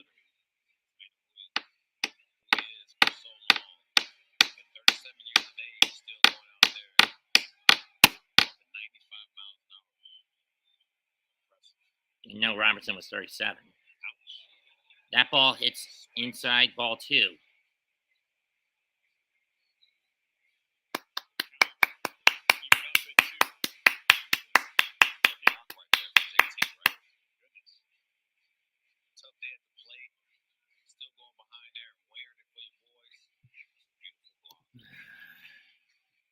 Here's the 2-2. On its way. Come on, Ty. Just get the run home. Get that damn run home, you son of a bitch. Run home, you son of a bitch. Grounder, foul. Still alive. He has one walk-off home run in his career.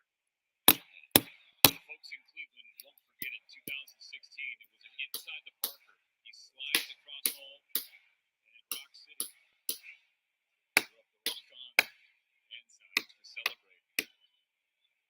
Just get that damn run home, Ty. Just get the damn run home. Get it home, you son of a bitch. Get the run home.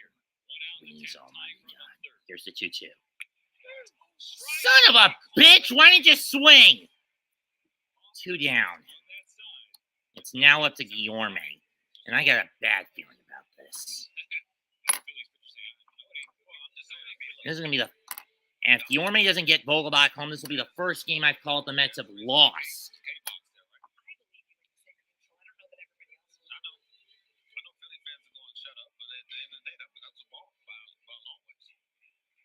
Thinking this fucking up is stupid and blind.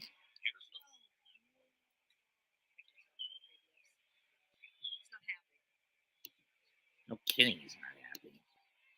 Guillorme's chance. Chop to the right side. Hoskins with a step back. He'll flip it to Robertson and the Phillies. And the Phillies win. Son of a fucking bitch. Final score, Phillies 2, Mets 1. What killed the Mets tonight, if you ask me? 1, base running blunders. 1, constantly swinging too early and too often at the plate. 2, Scherzer got overtaxed. Once again, we got good pitching out of Scherzer, but again, it came at a trade-off. Namely, there was little to no offensive production. And 3, and most importantly, base running blunders. Winning pitcher, Jose Alvarado. Losing pitcher, Michael Givens. Save to David Robertson. Phillies now pulled within 9.5 of the Mets. If the Braves win tonight, they'll be 6 back of the Mets. 6-game winning streak for the Mets over. Final score, 2-1. I want to thank everyone who did bother to show up for this stream. Leave a comment, smash a like, sub to the channel. Mets 2128 signing out. Goodbye, good night. Bang. I'll see you tomorrow when I cover the Yankees and Red Sox.